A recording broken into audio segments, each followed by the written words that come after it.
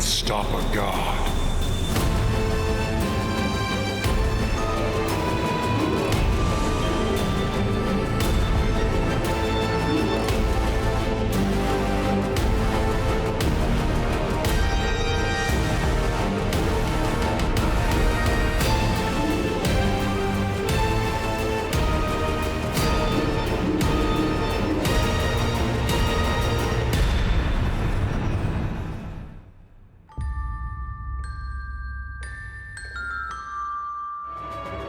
Hello, everybody. Welcome to Vecna, Eve of Ruin. And this is our first stream of 2025 here with the amazing crew of Vecna, Eve of Ruin. I'm your Dungeon Master, Kelly. I use he and him. And folks, I am very excited to be hopping back into game tonight.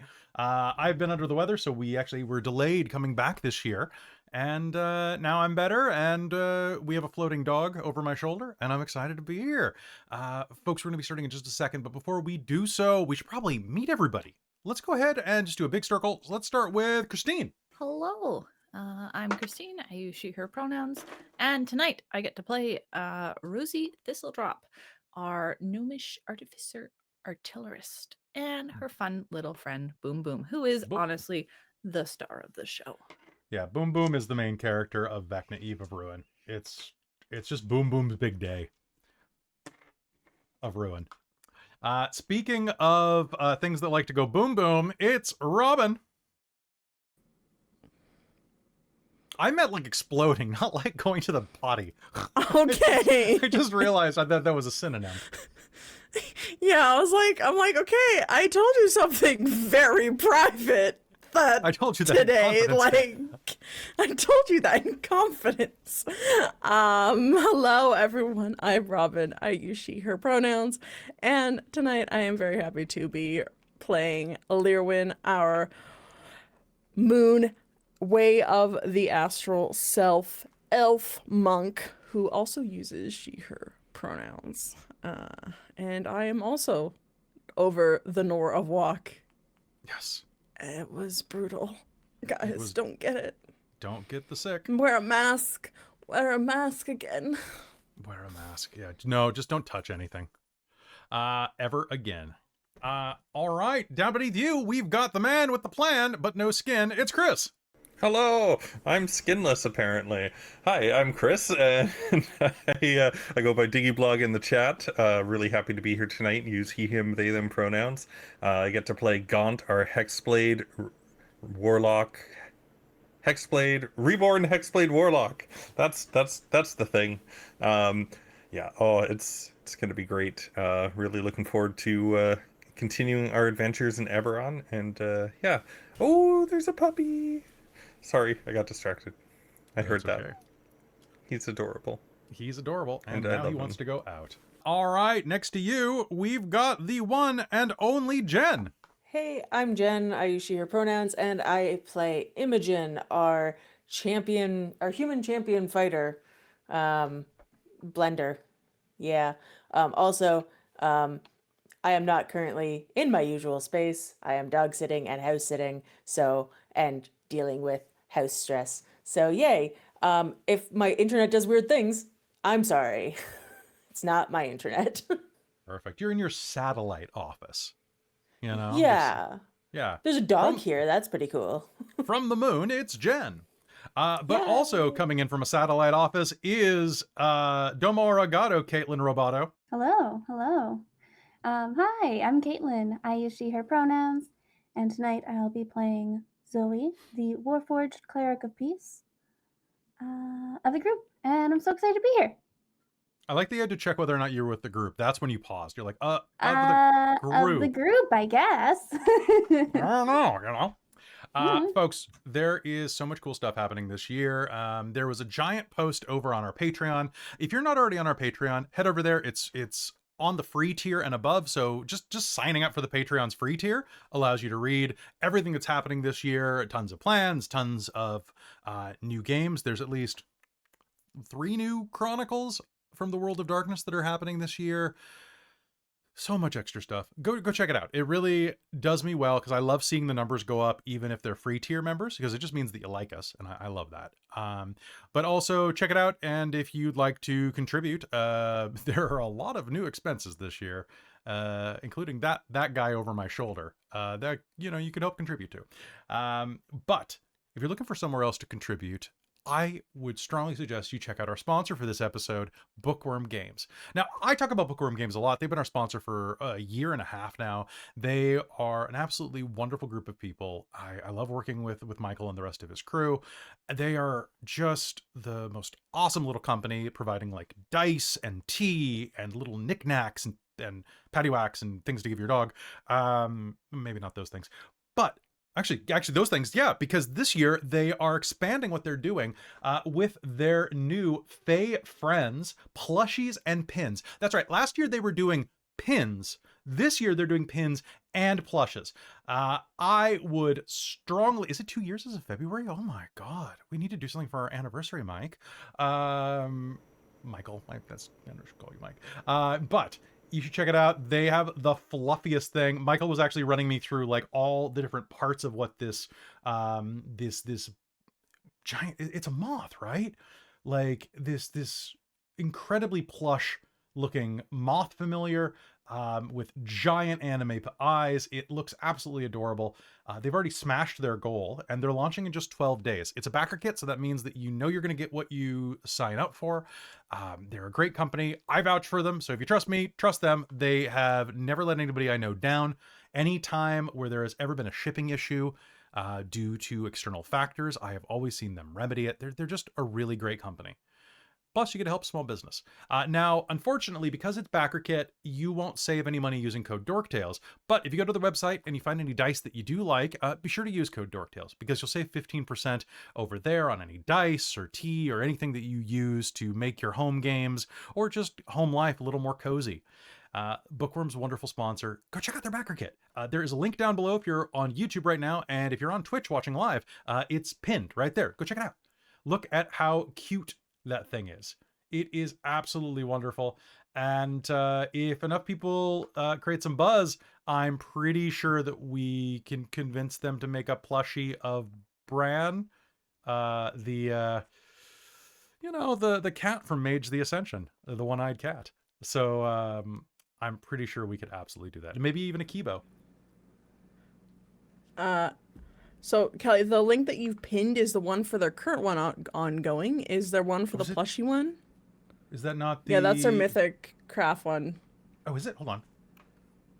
Oh, that's the page that I pulled it from. Which is also dope. Also, looks like Michael has said that if something tells me if a DT fan backs the campaign and identifies themselves, something will be added to their rewards. Ooh. Winky face. There we go, pinned. You pinned it? Okay. Thank you so much, and double check that it works. And it's not just going to the Bam, there we go. It's so cute. Mine working? Oh my God, that's so cute. It's so freaking cute. Sorry if that Robin, hurt the mic. no, I'm sorry. that's an adorable sound. The fluff! There's a flow. I think Caitlin needs that too. You love can't see the look fluff. on Caitlin's face, but it's a war flump. You can ride it into battle. Please! If you want to see that in action, go watch Fandover.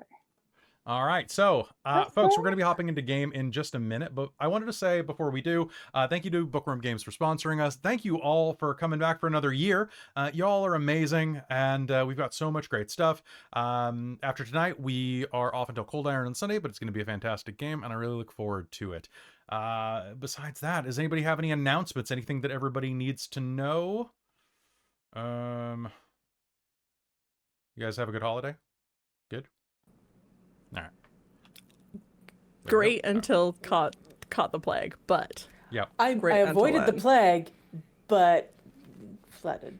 Yay. Your house flooded. My car just exploded. Like, Yay. yay! Today has been a day. Yeah, it's also why Imogen doesn't have like sleeves right now, because I could grab like one shirt and You it's lost the shirt them in that the works flood. for both. Well, it's the shirt that works for both Transylvania and Vecna, because I basically have the same shirt for both, except just the longer sleeve one for Vecna. But Yeah. yeah, no. Such is life. Luckily, I didn't lose anything this time. That's the main thing. Right. All right. So, folks, without further ado, we're going to head back into game in just a second. But before we do, it's been a little while. So, why don't I remind you all where we were? Here on Vecna, Eve of Ruin. Last time on Vecna, Eve of Ruin, you had traveled to the land of Eberron. There, you were seeking out another piece of the Rod of Seven Parts. And to do so, you had to not only meet your contact in this land, a warforged, a robotic humanoid set of armor, or something similar to it, named Zoe. Zoe guided you through the land, where you found that because of the strange magic warping this region, in order to find the piece of the rod, you had to acquire an item called a docent, a small, intelligent magic item able to pierce through the strange arcane phenomenon that shroud the lands known as the Mournlands. There, unfortunately, were a number of docents that had been seized by some warforged pilgrims. You had ended up on the wrong side of some evil warforged earlier in your travels in Eberron, and then had joined up with a group of veterans from a country who I refuse to pronounce, and who were having some conflicts with the warforged, the gooder warforged of the two sets you'd been interacting with. Between them, you were able to broker a peace between them and acquire a docent that led you to an immense battle bot, basically a mecha that had crashed into a mountainside and had this piece inside of it. Unfortunately, this giant robot was protected by an arcane magic field since the Day of Mourning, a strange event that overtook the land some time ago and completely altered the landscape and caused the hubbubaloo that you were trying to circumvent. But because of a gap in the plot and the side of the mountain, you were able to access it through a cavern and are now on a quest inside of the giant robot to go acquire another piece of the Rod of Seven Parts. Now, last episode, you went through, made it actually into the robot proper, fought your way around, used your holy lightsaber to cut a hole in the side of the dungeon and make quick speed ramping of it, and then had a fight with some more members of the Blades, a group of evil warforged aligned underneath the Lord of Blades, some messianic figure of Sith-like repute, and from there you were preparing to enter the Head. And that's where we ended game last time, with you all preparing to go up the neck, into the throat, and then into the brain of the matter, where you believe this piece of the rod to be. Are there any questions before we begin? All right. Then, with nothing else, let's head back into Vecna, Eve of Ruin, here on Dork Tales.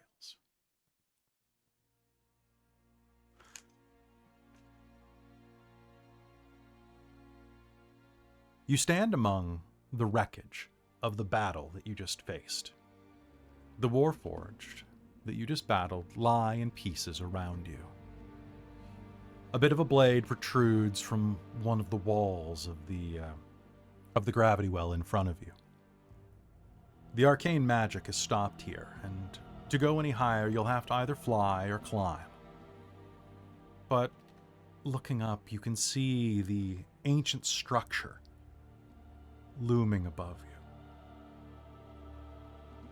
The side of the throat is lined with liquid from a trap that had been set by Glaive, the leader of those Blades. It drips gently down as if this immense robot were taking a slow gulp of water, or perhaps salivating.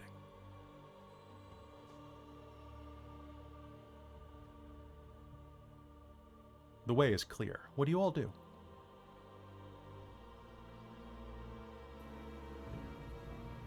Let's get this done.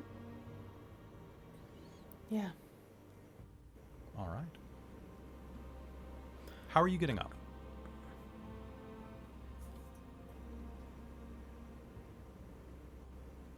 Right.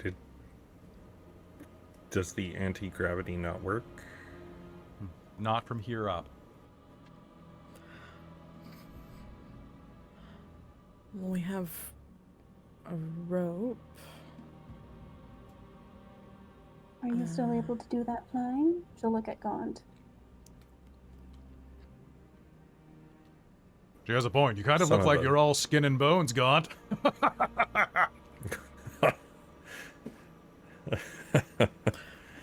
Yeah, I can But that fly. wasn't a joke. I thought you were. Now he's got some muscle under there. Skin and bones. No, I thought you flew. Just- I can do Unless it's that. My circuit's playing tricks on me. That's what I thought.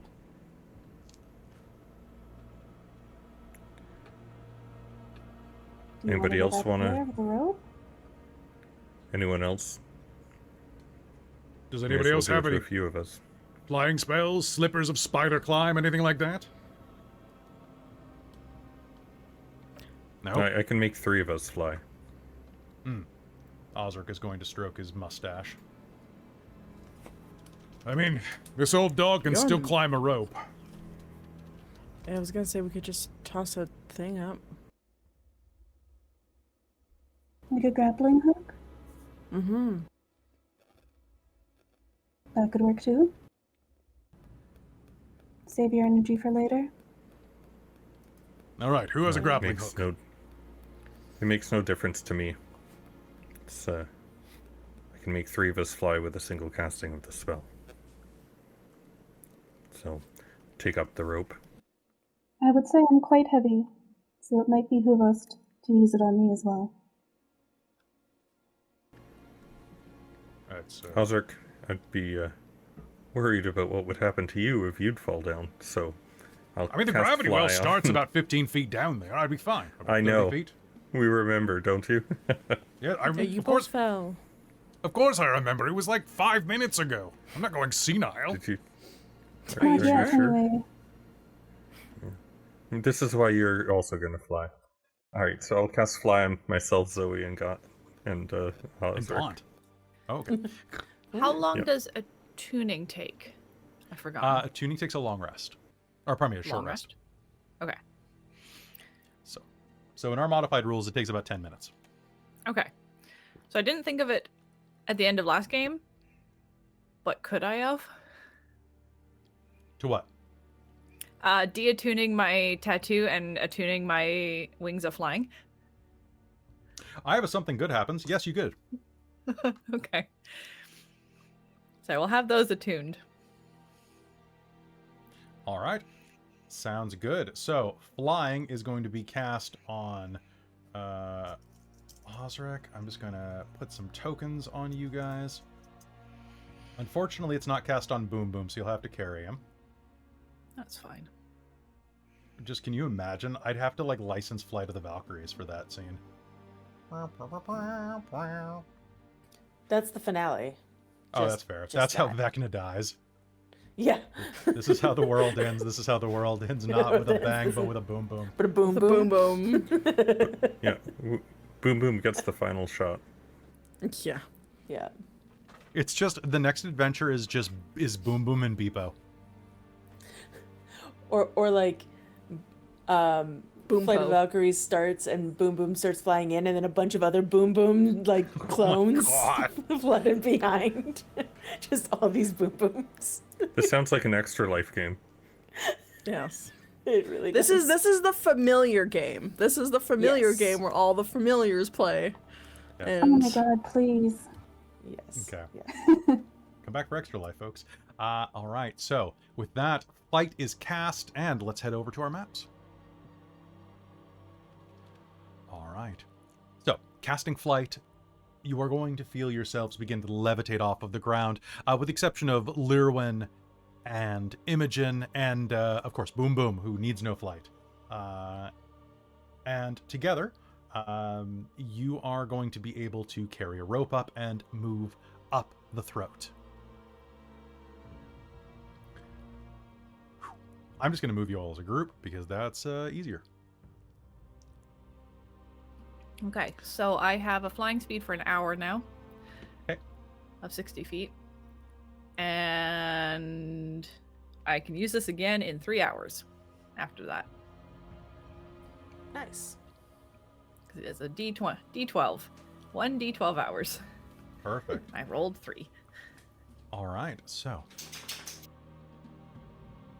making your way up, you find yourself ascending the vertical shaft that makes up this mechanical throat. Above you, it comes into view that a tangle of metal is dangling above you, like a mechanical uvula. As you press through it, you are going to find yourselves heading up through a secondary room. Not quite in the brain yet, perhaps in the lower jaw, the lower portion of the head. Here you can see the mechanical guts of what must have been a magical cannon were torn out of the platform in this room. To the south, a 3-foot-tall ledge is all that separates the chamber from the open air. If not for the dense mist of the Mournland, this window would afford a spectacular view. Indeed, you are looking out of the mouth of this creature. Or what would be its mouth.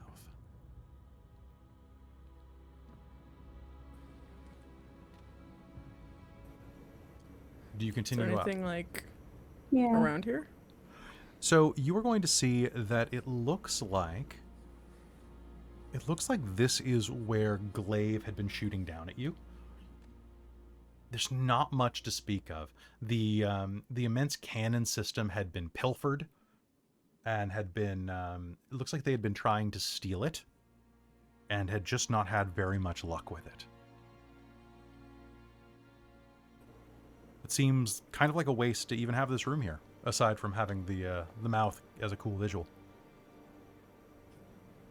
Do you continue Alright. to fly up? Upwards? I'm getting really right as we're sassy getting at this near- damn I module. noticed. I know, So right? good. As we're getting close to as we leave the mouth, Lir'wen's gonna just stando summon.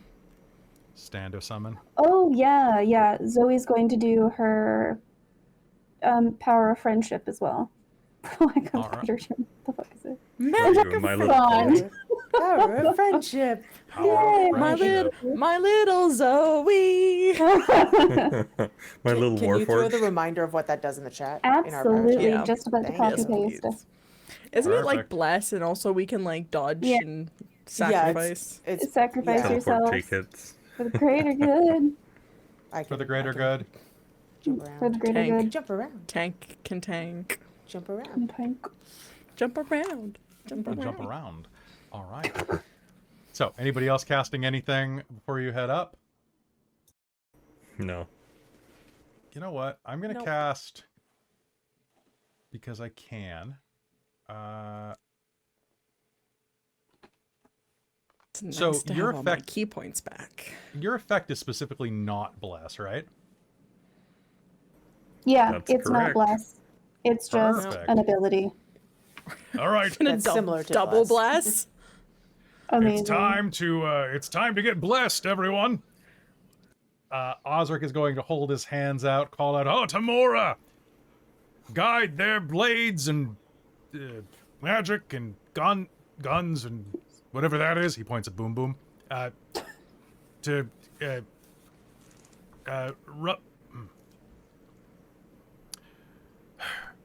Just help him Maybe he mess is stuff up. going senile. I think he Except is. Gaunt. Gaunt doesn't get this. Okay, he's So fine. he's gonna upcast bless and cast it on all of you are gonna go. Imogen's gonna start glowing with holy light for a moment. Lir'wen is gonna start glowing with holy light for a moment. Rosie is gonna start glowing with holy light. Zoe is going to start glowing with holy light. Gaunt is going to start, and then it's gonna shift to Boom Boom because screw you.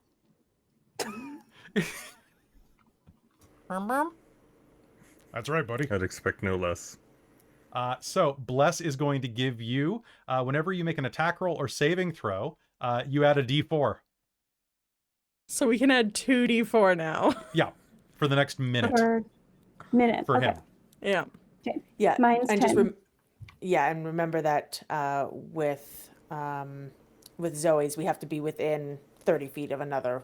That's also in the plan. Someone- So Yeah. yeah, That'd be yeah, that'd there's be a great. lot of us, and it's a very small area, look so it's at- probably going to be fine. But I'll look at Ozark and I'll be like, am I dead to you? You're And then dead to just smack everybody, technically. And I'll just give him a friendly pat on the back of the shoulder and like, let's go, old man. I think you're older than I am, but fine, let's go. And with that, Listen, you say Can't being age old when like you- it's a you're bad dead. thing. and yet the numbers on the tombstones remain. You fly up to the next level. And I'm going to pause here for 1 second because the dog wants to go see Christine. So I'm going to let him into the other room. You want to go see your mommy? Come on. it's Christine's turn. Go see mommy number. That face. Just. That is like, mom, mom, mom. Mama, mama, mommy, mommy. What? Where? Yep. Where's that coming from? Mama! All right. Here we go. You make your way up to the next level. Here, you can see dripping pipes and rusty chains hang from the 15-foot high ceiling of this chamber. Deep red light courses rhythmically through the pipes, which converge on a large object atop a circular dais. The object resembles an oversized brain made of iron-gray ceramic. Its surface is molded with countless grooves that form mesmerizing patterns. A crack along its frontal lobe leaks a thin gray liquid that pools around the dais and slowly drips through cracks in the floor, forming the stream that you've seen throughout this adventure. Floating above the brain and scattering light across the room is a small, slender object. A piece of the rod of 7 parts.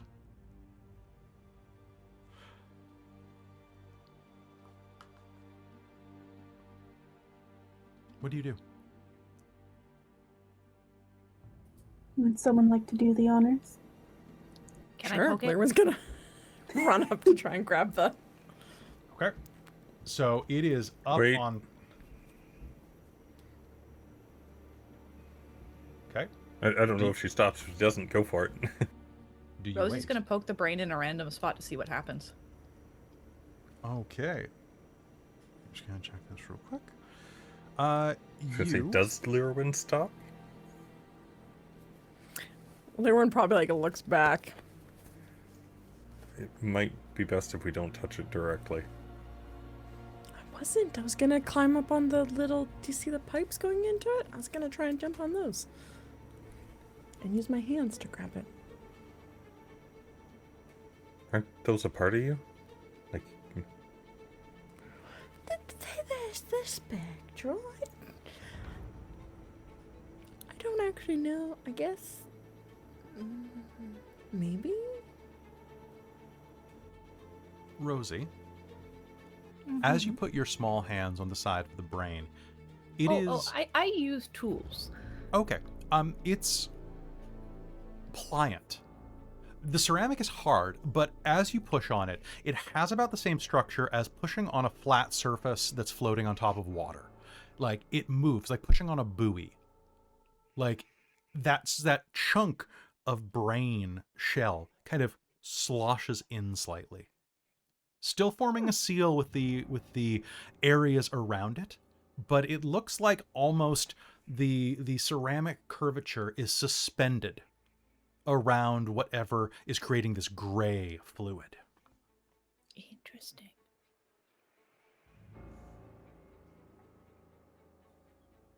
Rosie's gonna push it again. So, pushing on that, there is going to be a swirl of gray liquid that is going to begin to rise out of the crack in this brain. It's like rain falling in reverse, floating up into the air and coalescing into a figure of swirling gray liquid. It's a tall, lithe humanoid. Androgynous, with glazed metallic eyes. It looks over at you as it forms. Hello. I am Landro. Welcome to my brain. Thank you. I'm Rosie. Don't like that. Nice to meet you. I am Zoe. Zoe. It's a really odd Rosie. greeting, but appropriate all the same. I am the You have- host. A lovely chassis. I would say the same as you. That sounded weirdly dirty. Was it meant to be dirty? I think they're flirting. That was not my intention. Can I get any of you anything? I'm sorry, the place is slightly damaged.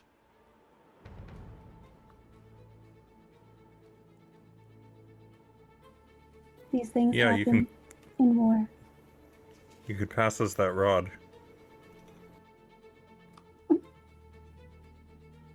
I see. Well, you are welcome to take whatever you would like. I shan't stop you. I was However, gonna grab the rod. okay, so stepping up, you are going to climb up, grabbing the rod, and It's 10 feet. Oh. How Probably. tall is this brain? Because on the map the it's saying brain's- 10 feet, which is in my range the brain's 10 of feet tall. my. So 10 yeah. feet tall and then 10 feet in the middle. Okay, so Lir'wen couldn't actually reach it from the ground. no, but if you climbed on some of the pipes, you could, which you said you were going to do. So Yeah. Yes. All okay. right. So if Lir'wen's on her pipe, then she's gonna grab the rod. Yes. sounds good. So as you reach up with one of your astral arms and connect with it, Landro is going to go, and the rod floating above the engine ceramics shell is held in place with magic. As you touch it, I need you to make me a wisdom save.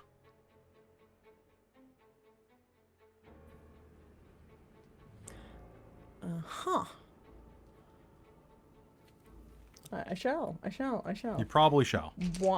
I probably shall. Why are all my dice in the middle of the thing? I did not prep to roll. That was silly. All right, new year. I've not rolled a dice yet, so let's go 2025. 19! Real freaking close there on the die there. That's a 25. 25. All right, so you are going to take a little bit of damage. Not terribly much, though. You are going to take 14 divided. You're going to take 7 points of psychic damage as mental energy surges through your mind. But you are going to be able to pull it out of its orbit. You pull the rod out, breaking it from its floating, holding pattern. And as you do, the lights in this chamber are going to go red.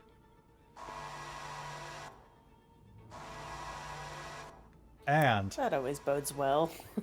the walls are going to suddenly open as 4 human-sized robotic creatures are going to step out and draw their weapons. Intruders, destroy. I need initiative rolls from everybody. Time to dance. Perfect. Whoops. Let's go! Okay. Well, that escalated quickly. That wasn't to be charmed or anything, right, Kelly? Nope. Cool. Just was wondering because I would have had advantage on that roll. Absolutely. Oh, that's not bad for initiative. We like Okay. so dirty. Okay, let's roll for Osric. Hey, holy crap, nat 20 for Osric. Okay, good for Osric. Looking at this, I'm seeing a 22 for Rosie. Is that the highest? Okay, then I've got Osric. Unless Osric got higher, yeah. Okay. Then I've got Dirty 20 for Lir'wen. Then I've got a 13 for Zoe down there. I've got a 10 for... No, sorry, that's something else. Both Zoe and Blogg got 15. Okay. Perfect. That's all I need to know. Okay, so then that means that I've Twinning. got Shield Guardian 1, Shield Guardian 2. Then I've got Zoe and Gaunt. Guardian 3. Then I've got Imogen. Shield Guardian 4. All right, top of the initiative. There is these doors slide out of the way, and these immense creatures step forward, priming themselves for battle. Rosie, you're up.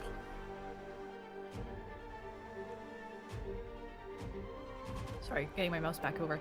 Yeah, I think she's gonna pull her arcane firearm and point at the one closest to her. I guess closest to her in the brain. Okay, sounds good. So, bottom right. And hit it with firebolt. Sounds good. Let's go ahead and do it. This is the one that's directly next to you. Yes. All Well, right, I give it mean, to me. they're both angled at me, so blue. All right, sounds good. All right, that is. Let me find my numbers.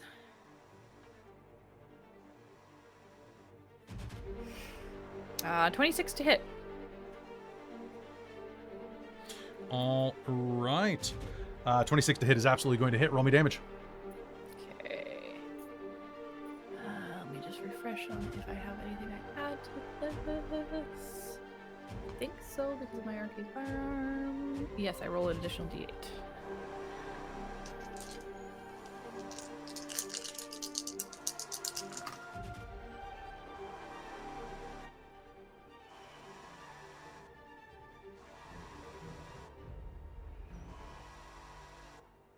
That is going to be 15 points of damage.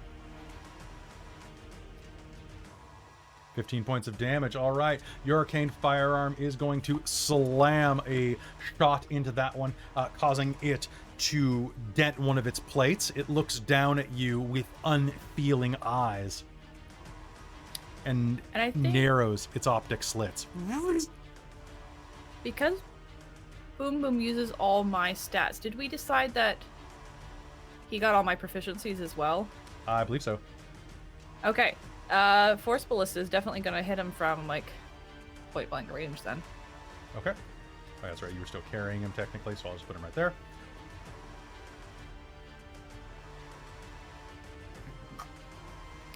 That is going to be a 17 to hit. 17 to hit is going to be a hit. Cool.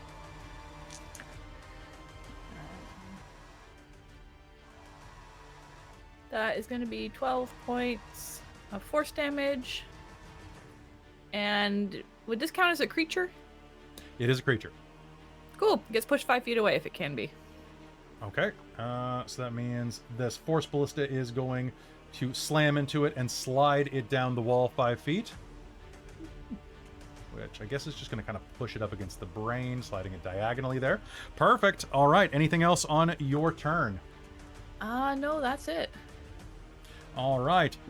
Osric is going to look at this and say, well, balls, and is going to fly up about to the ceiling and is going to cast... he's going to use a cantrip.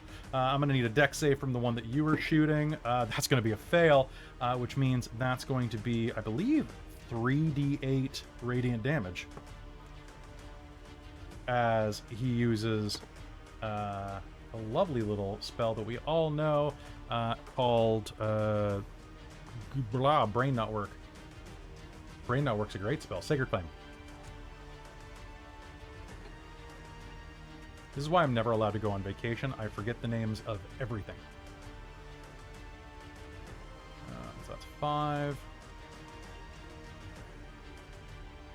11. 13 points of radiant damage. Could be worse. All right, radiant damage is going to lick at that one. And it is going to be Lir'wen. Your turn, holding the rod of 7 pieces, or at least one of the pieces of the rod of 7 pieces. I believe this is number 3. You do what?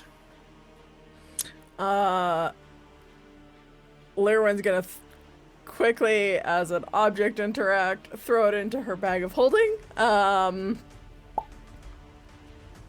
And then make some attackies on this thing in front of her.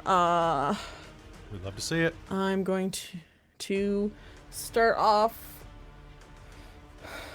I'll do the first one in slow motion to see if I can stun it. So we will try. So I'll spend a point to stunning strike if I hit this first one. 22 to hit. That's going to be a hit. I need a con save, please. Okay, con save. This dice only rolls 4s for saves. So it's stunned. Mm-hmm. Actually, pardon me.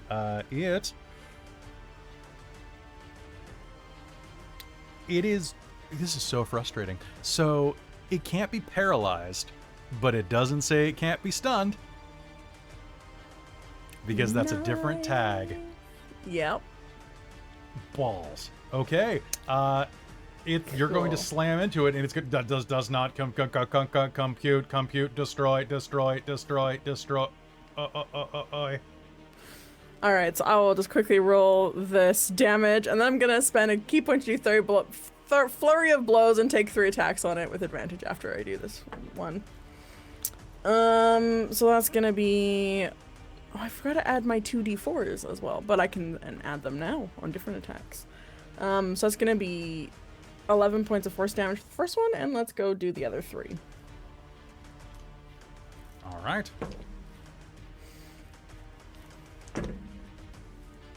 Well, I might actually need to use my 2d4 on the second one there. That was not great. I rolled a 1 in it too. Well, we'll see how that goes.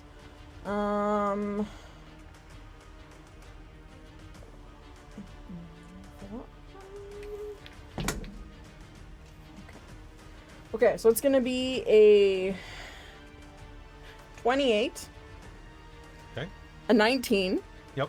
And a 26. All hits. Great. One of those, I'll do my ability to add an extra d8 on there. So now I'm 3d8. There's nothing extra for that. I didn't crit, unfortunately.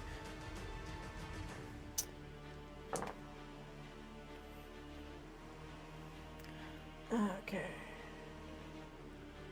Not great damage. I rolled under average. So 10 plus 18 is 28 points of force damage on top of the 11 force damage. 39 force damage. Good. This thing is going to look pretty badly damaged at this point, actually. I'd say that it's, you know, on a scale of, you know, I'm not going to give it to you, but pretty beat up. I'd say cool. I would not want to be beat up this much. Okay, cool. Then,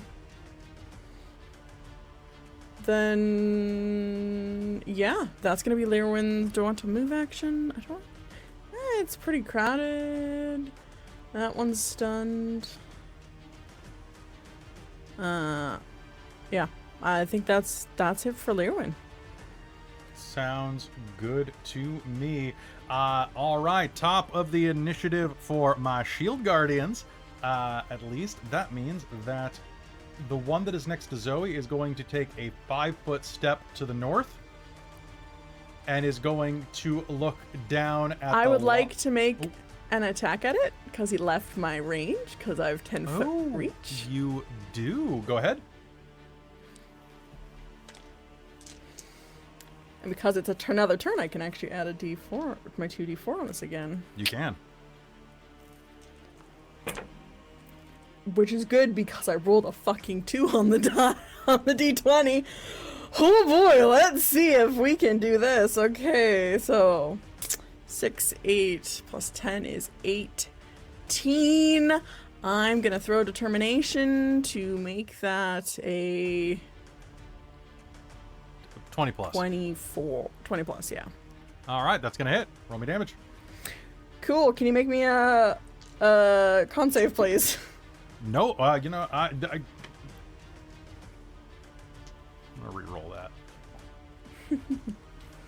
Nope, I can't. So he's not I gonna move can't. very far. He's, you know what? He's going to move as far as he's going to move. Yep. Yeah. So that's gonna be 16 points of force damage, and he's stunned. I'm going to give him the oh my god token because I botched my save. So, Oh no.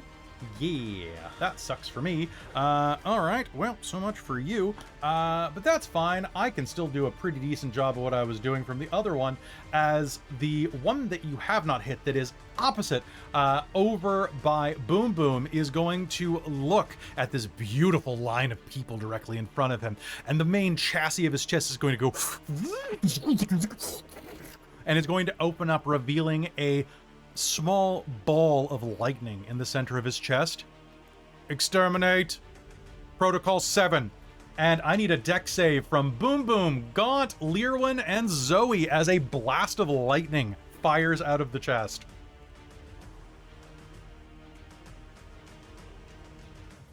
$12. You mean Imogen, right? I mean Imogen. I never get you two mixed up. God damn, I was like, that seems like a weird combination of people. I was but trying to forget figure how out the lightning- line. I was like, what is he doing? Is he Sorry, doing- what do you need from me? I need a deck save. I'm going to Cool. add determination to make 17, please. That's gonna work. Yay. Don't forget that you can add a D4 and a D4 to all of these rolls, guys. Hold on. Oh wait, I Hold can on. add a I D4, a forgot single my- D4. That's a nat 20, bitches. Yeah! 14. Oh my god. Wait. It's oh, funny because yeah. with I'm gonna get yeah. 17 without my Hazel? determination. with Shieldmaster, if I had succeeded, I wouldn't have taken the damage anyway. But yay! Oh my god. Oh Nice. god. Okay, and what did Boom Boom get? 18. Okay, 18. All right, so here's what's going to happen. Boop, boop, boop. All right, that is going to be... so, Gaunt, you're going to take 33 points of lightning damage. Everybody else, except for Imogen, Imogen's going to take none of that because you're just going to reflexively raise your shield with your deck save, and it's going to bank off of it. Everybody else is going to do me a favor and take 16 points of lightning damage on a successful save. And I dislike that, so I'm going to spend a hurt them more to take my normal attack sequence on top of this. I'm going to punch Rosie a bunch.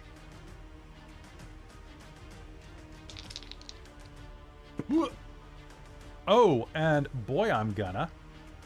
Rosie, can you do me a favor, my friend? Can you, that is going to be a 21 to hit you? Does that hit?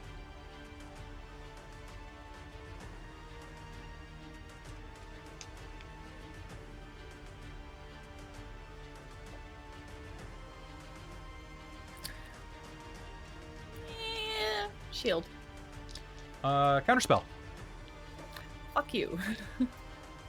The one that you pushed away is going to use a counterspell that is going to pop out, and so both of these hits are going to slam into you. All right, here we Protective go. bond. I'll take the damage instead. Oh boy. Oh, Okay, how does that nice. work? How does that work? Is that a If when a creature affected by your emboldening bond feature is about to take damage, a second bonded creature, me, within 30 feet of the first can use its reaction to teleport to an unoccupied space within 5 feet of the first creature. This is Second from creature Caitlin. Yeah, the second creature then takes all the damage instead. Okay, that sounds wonderful to me. So Okay, I just take the damage instead. that's But it means Rosie doesn't. all right. That sounds good. The first one is going to crank into you for a total of 11 points of bludgeoning damage, and the second is going to crank into you for is going to crank you across the jaw, and the other one's going to catch you right in the breadbasket, lifting you off the ground like anime style, and that is going to deal 28 points of bludgeoning damage on a crit. Nice. Oh, if it was okay, never mind. Oh, Next time. but Next it time, was, so Gadget. that was a crit.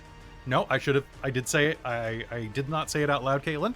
Do you have something that Okay. removes a crit? I do. I have Guardian Emblem. Okay, So I how can does raise that work? my shield. I raise my shield, and basically one of the it kind of alights with the god symbol, and then it just kind of distracts, and it becomes not a crit, I suppose. Okay, so I just in have that. to be within 30 feet. Okay, so Dope. Yeah, 3 charges. all every right, so in base. that case, that becomes 11 damage instead of 28. Which That's means a lot. both of those become 8 damage, so I take 16 damage. Why do I even? Yay, heavy armor master. Tactics. Yep. Yeah, this is a very tactically smart party. I We're love gonna it. miss Zoe when she's gone. I You can know. catch Zoe Sundays on Cold Iron. At least a version of Zoe. All right. Speaking of Zoe, it's Zoe and Gaunt's turn. It's the Zoe and Gaunt show, starring. Ooh. Go ahead. All right. Zoe's just going to cast Spiritual Weapon. Can I see that one that was in front of me and is still technically within my range? Yeah. Okay. Sweet. It just looks like it's like in the wall or something. I'm not sure. Oh no, it's not. That's not a wall. That's just a little mechanical arm, probably up, like Yeah. It's like a. way high, like 10 Yeah. feet high. It's just isn't like or a step stool or something. Like I don't know. it? Ew, It's the I toilet. see. Okay. Just in the loo. Fair enough. I'm Mechanical going to- shitter. the mechanical throne, you say? All right, I'm going to upcast that at a 4th level, and make an attack roll at him With advantage, because he's stunned. with advantage because he's stunned. That's exactly precisely what I was looking for. I'm Because just I going was to- like, what? I'm just going to apply the spear directly to him. Spear directly to face. It's 25 to hit. Yep, that'll hit. Maybe. I would like to summon my weapon in your face. And straight into the face. And hey Kelly, at least you got to damage me this round because you didn't. So I Oh. traded off. That is just 13 points of radiant force damage. I don't know. What is I mean, it? that's force I I think damage. it's force. I think it's force, It's yeah. force. it's force. Yeah. hmm All right. Use if the you- force. Use the Radiant force. damage. Stick it right up this robo butt. Just like 1,000 years of pain. It. 1,000 years of pain, just control. Oh my, that'd be great. I want to play a character who uses that and just summons giant hands. Please do. Please do. You run There's it, a I'll play spell it. for that. Yeah, big B's hand. Big Big B's, hand, right. yeah. Big B's colonoscopy. Yeah. That is my turn because I don't have bonus action yet. All right. Next time. Next time, Gadget. All right, so the Holy Spear is going to appear and is going to rickety wreck that one for 13 points of force damage. Gaunt, you're up. Okay. Let's see here. I'm going to. Well, this one's looking pretty fucked up, so I'm gonna go over there and take a couple of swipes at it. All right, With let's do it. So advantage. which one are we talking about? The one that Lir'wen's fighting? Yep. Okay, sounds good. Lir'wen You'll have took care advantage of it, because it's so- stunned. Yay! Huzzah! So that's 27, 28. Yep, that'll probably hit.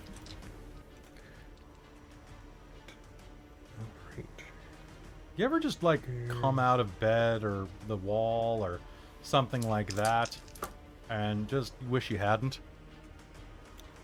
So the first attack does 15 points of damage. The second one is a 30 to hit and does... Strangely, that also hits. 11. 11? This is all magic damage. So. All right. Magically, it goes clink, clink as it starts... Oh, go ahead. I was going to say, as you start like cleaving into it with your greatsword. And has Lando done anything? Landro Calrissian has not done anything. Okay. Sorry. Landro, what's the name of the country? Saran? I kept thinking of it. Yeah. Me too. Right. Me too. Landro Saranian? Landro Saranian, Lando. All right, so now he looks like Billy D. Williams, right? Like now he's just amazing. Or Donald Glover. Your choice, dealer's choice. Don't pick. It's in your brain, not mine. Hi, welcome to my brain.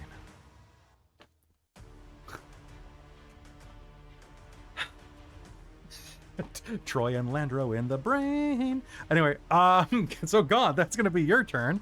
All right. Shield Guardian number 3 is stunned. Well, there we go.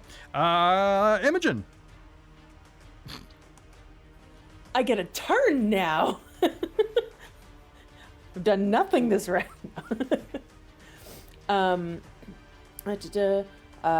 There's one right by me, right?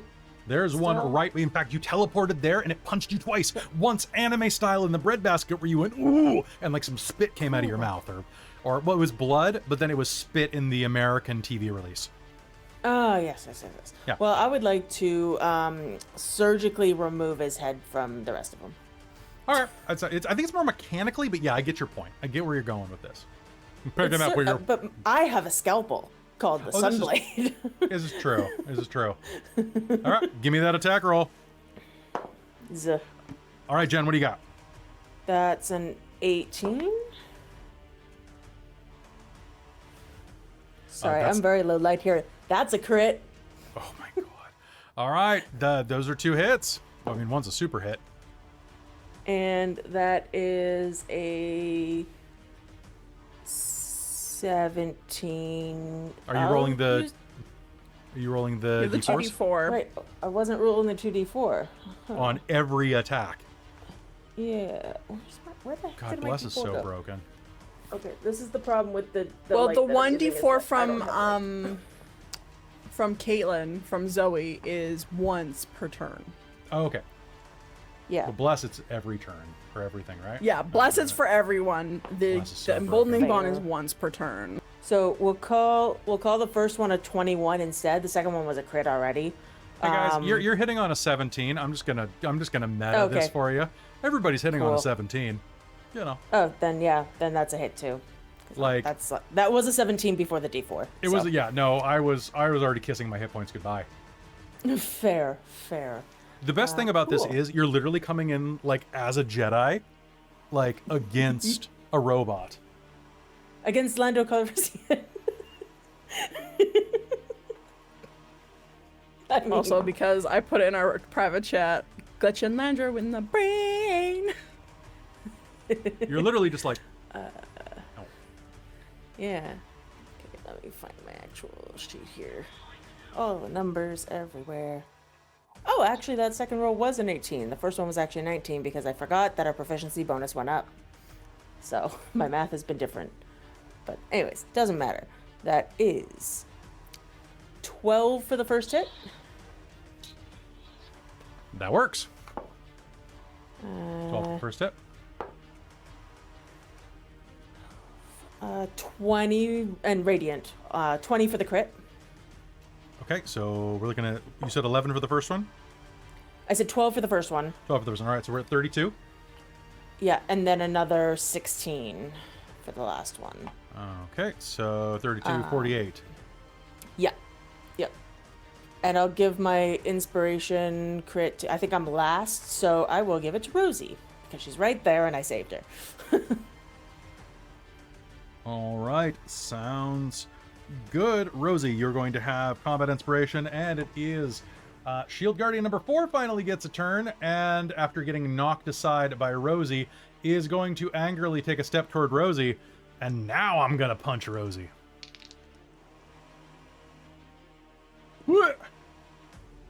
Does a 22 hit you? It does. All right. The 11 is not going to hit you. But the 22 will. It is going to loom over you, look down at you from its like cracked faceplate where you shot it, and it narrows its optical lenses at you, and it's going to just like bop you on the head like whack-a-mole for, that's going to be 13 points of damage.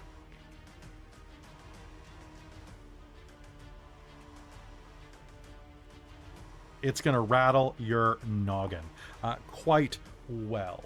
However, honestly, not terribly bad. All right. Then it's going to be Lando's turn. Yes, his name is officially changed. Lando is going to see what is... Please, stop. These are guests inside of Landro, the Colossus. Please, stop. And you know what? I like Rosie. I must bet something good happens. Let's go with a... Okay. That is an 18 and a 21. That's 2 hit. Holy crap.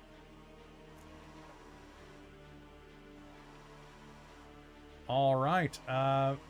Rosie, as this thing bops you on the head, there is going to be a sudden surge of gray brain liquid as the figure of Lando appears next to you and slams the shield guardian-like creature back against the wall with a wave of water. Well, a wave of whatever juices he's made of, that gray matter substance, dealing 27 points of damage to the shield guardian. I'm gonna call them shield guardians. They're modified shield guardians. Are you all right? And your turn. Not too bad. I'm gonna level my firearm and shoot a cantrip at them again. And I have inspiration, correct? You have combat inspiration, absolutely. Cool. I am gonna take that -5 to add +10. Do it. That was a great combat inspiration because one of them was a 1 and the other's a nat 20. God damn it. So I think even with -5, I definitely hit still because critical. Absolutely. Now, I will Sweet. say, at the start of the turn, as you're looking around and calculating your damage, you take your shot, and as you are, you see the cracks that have formed in the sides of these robotic beings begin to slowly mend as small dust-sized particles begin knitting, almost like nanites, repairing them. Each one of them is going to heal a certain amount of damage. Not a huge amount, but at least a hit's worth. If left to their own devices, these creatures will heal to full. Okay. So, with that, you aim, fire. How much damage do you do? Okay, well, real quick. Cantrip Master means that when I score a crit, I can cast a cantrip as a bonus action. Is that another attack roll? It is another attack roll. Okay, I might as well do that now and just roll all the damage at once if I'm successful. You might as well. I may have to tweak that feat for the final release of Osric because it's a little OP, but do it. Okay, so that's a 15 based on the die. So I add 10, I think, so. And the D4s, and yeah, you're gonna hit. Okay. Cool. So if I get my mouse over far enough.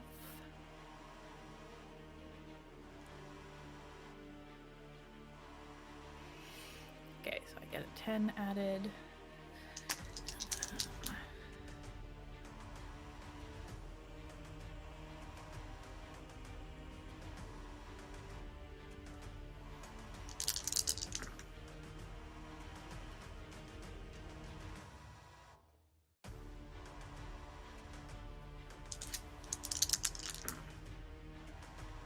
While you're calculating that, I just want to point out, I was worried when I was going to have the alarm going off during this fight that it wouldn't work, but it really kind of plays with the music well. Nice. Like, it's a good backbeat to it. It's pretty good. All right. So that is 62 points of damage. Holy shit. Because that's 2 fire bolts, one of which was critted. I'm Plus glad the plus 10 for Cantrip Master. Yeah, we're gonna retool that for the release of the book. By the way, Osric's Heroic Histories coming soon to Dungeon Master's Guild. But I'm so glad that it healed. It is still up as you fire 2 bolts of energy into it. Unfortunately, oh wait, no, you used your bonus action. Yep. So 2 bolts of energy are going to fire into it, leaving smoking craters of molten metal through its central chassis. It looks down at you, it looks down at the holes, and then slowly goes and narrows its eyes to red pinpoints. All right. Osric's turn. Osric is going... Christine first, who gets your crit inspiration. Oh, that's right. Oh, who's next? Your crit inspiration. I think Lir'wen's next. Lir'wen Osric, is... then Lir'wen. Osric, but it's Lir'wen. Lir'wen might as well have it, yes. Makes the most sense. All right. Cover your ears, everybody. Kabong! Osric is going to cast Toll the Dead and is going to aim it at the one that you were fighting. That is going to be... So, just because it's been a while since you played Osric and you have a lot of things going on, would he not want to use Sacred Flame on a stunned creature that can't succeed the dex save? Yeah. You can totally Toll the Dead too, but like well, Toll the that Dead has does been more- his MO. Yeah, it's kind of true. I like D12s better, but you got a point.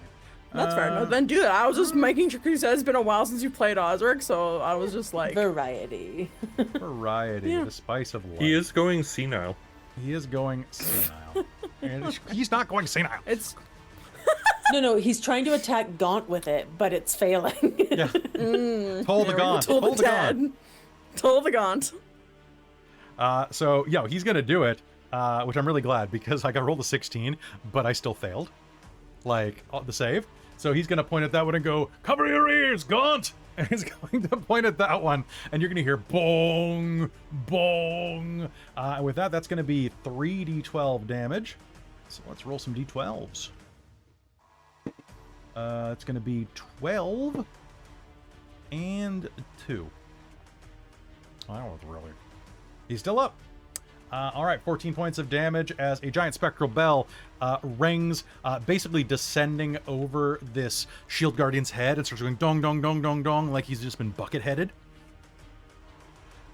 Which one did he go after? Is it the one that's He went after the Gaunt? one that Rosie's been shooting. Oh, okay. Concentrated fire. And then he's going to fly behind Imogen, because let's not break the line. Which means he's floating over a pit. He's comfortable with this. All right, Shield Guardian number 1 okay, so you stunned him on your turn. Oh, pardon me, Lir'wen, it is your turn right now. My bad. Yeah, and it doesn't break until the end of my turn. The end of your turn. Yes. Okay, so Lir'wen, it is your turn right now. Okay. Okay.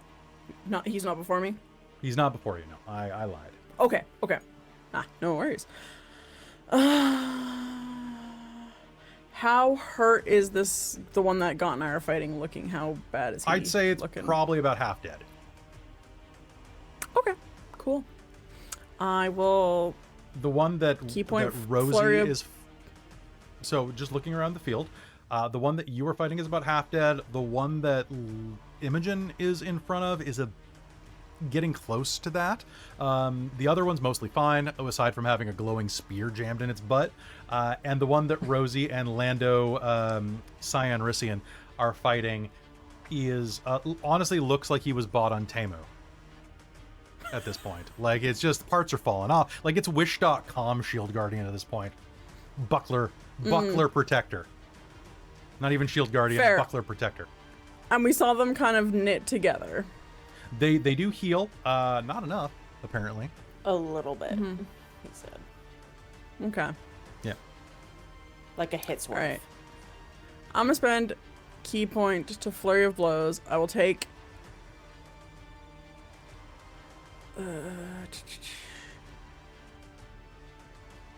You know what? I'm mobile and he's stunned, so it's fine. Lir'wen's gonna pop over on the brain because I have 60 feet of movement, so Lir'wen can like climb over and jump on the brain. I'm assuming. Mm-hmm. Cool. Doesn't like suck her in or anything. I'm gonna right? spend a drama bomb. Can you do me a Cool. favor and just make me a dex save real quick? Oh, okay. I'm good at those, she says.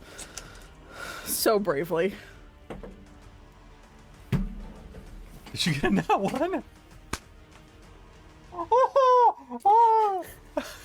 I'm so good at those, she says, failing.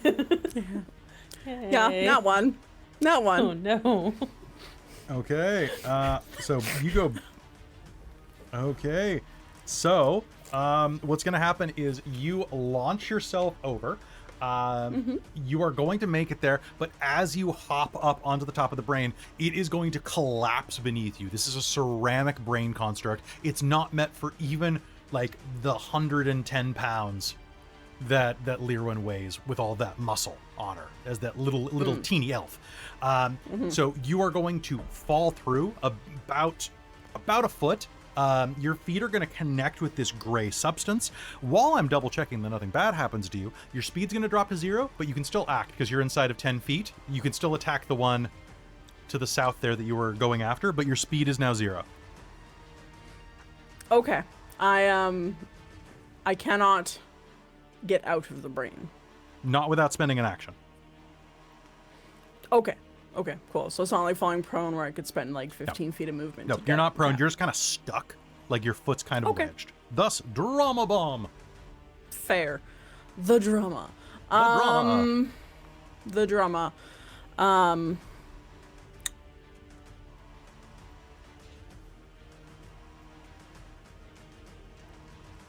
Okay, cool. Because, yeah, even if, like, so you wouldn't allow me to, instead of Flurry of Blows, spend to Step of the Wind to double my jump distance to get out. It's stuck. Yep. You're stuck. Doubling your yeah. You wouldn't be able to jump. Okay. Unfortunately. Cool. No, I just want to ask because I haven't rolled and spent thing. So Okay. I'm gonna make an attack at this guy. So I'll use my please do. battle inspiration to roll with inspiration with an advantage. Okay.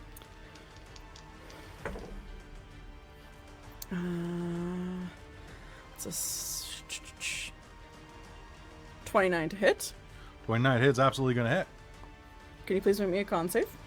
Now. Wow, I rolled a 2 on that d8. Love that. I got a 10. It's gonna be Oh wait, hold on. This is a con save. I got a 14. That's pretty good. nice. It's pretty good. Yep. So that's gonna be 8 points of force damage. And then I'm gonna take 3 more attacks with advantage on it, because he's stunned. That sounds great. You are going to knock into the wall. This robot, you see, like it's basically at that point, like, you know when you unscrew a bolt to the last part of the thread and it's just kind of going there. Yeah, Yeah. he's almost completely unscrewed. Okay. Cool. I would say don't worry about it beyond the first one. In fact, perhaps breathe hard on him. Okay, so don't waste a key point to Flurry of Blows, you're saying. You have been in enough combat and fought enough golems at the very least to know when something is at 1 hit point. Okay. Cool. All right. So I'll take just the regular, like, bonus action offhand attacks. I'll just make 2 more attacks at it because I'm sounds stuck, great. so I'm just gonna punch it, super punch it. Sounds wonderful. Super punch. Boom. That's gonna be a 21 and a 20 to hit. A 21 and a 20 to hit. That is going to hit. This shield guardian creature. How does it explode? So Lir'wen gets steps on the brain thing, falls in, goes, oops. Hi.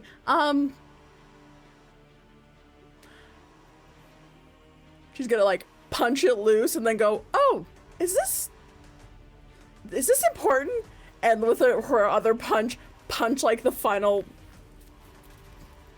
like the important screw that holds him together out, and then just like, as it's like narrowing its eyes as Rosie just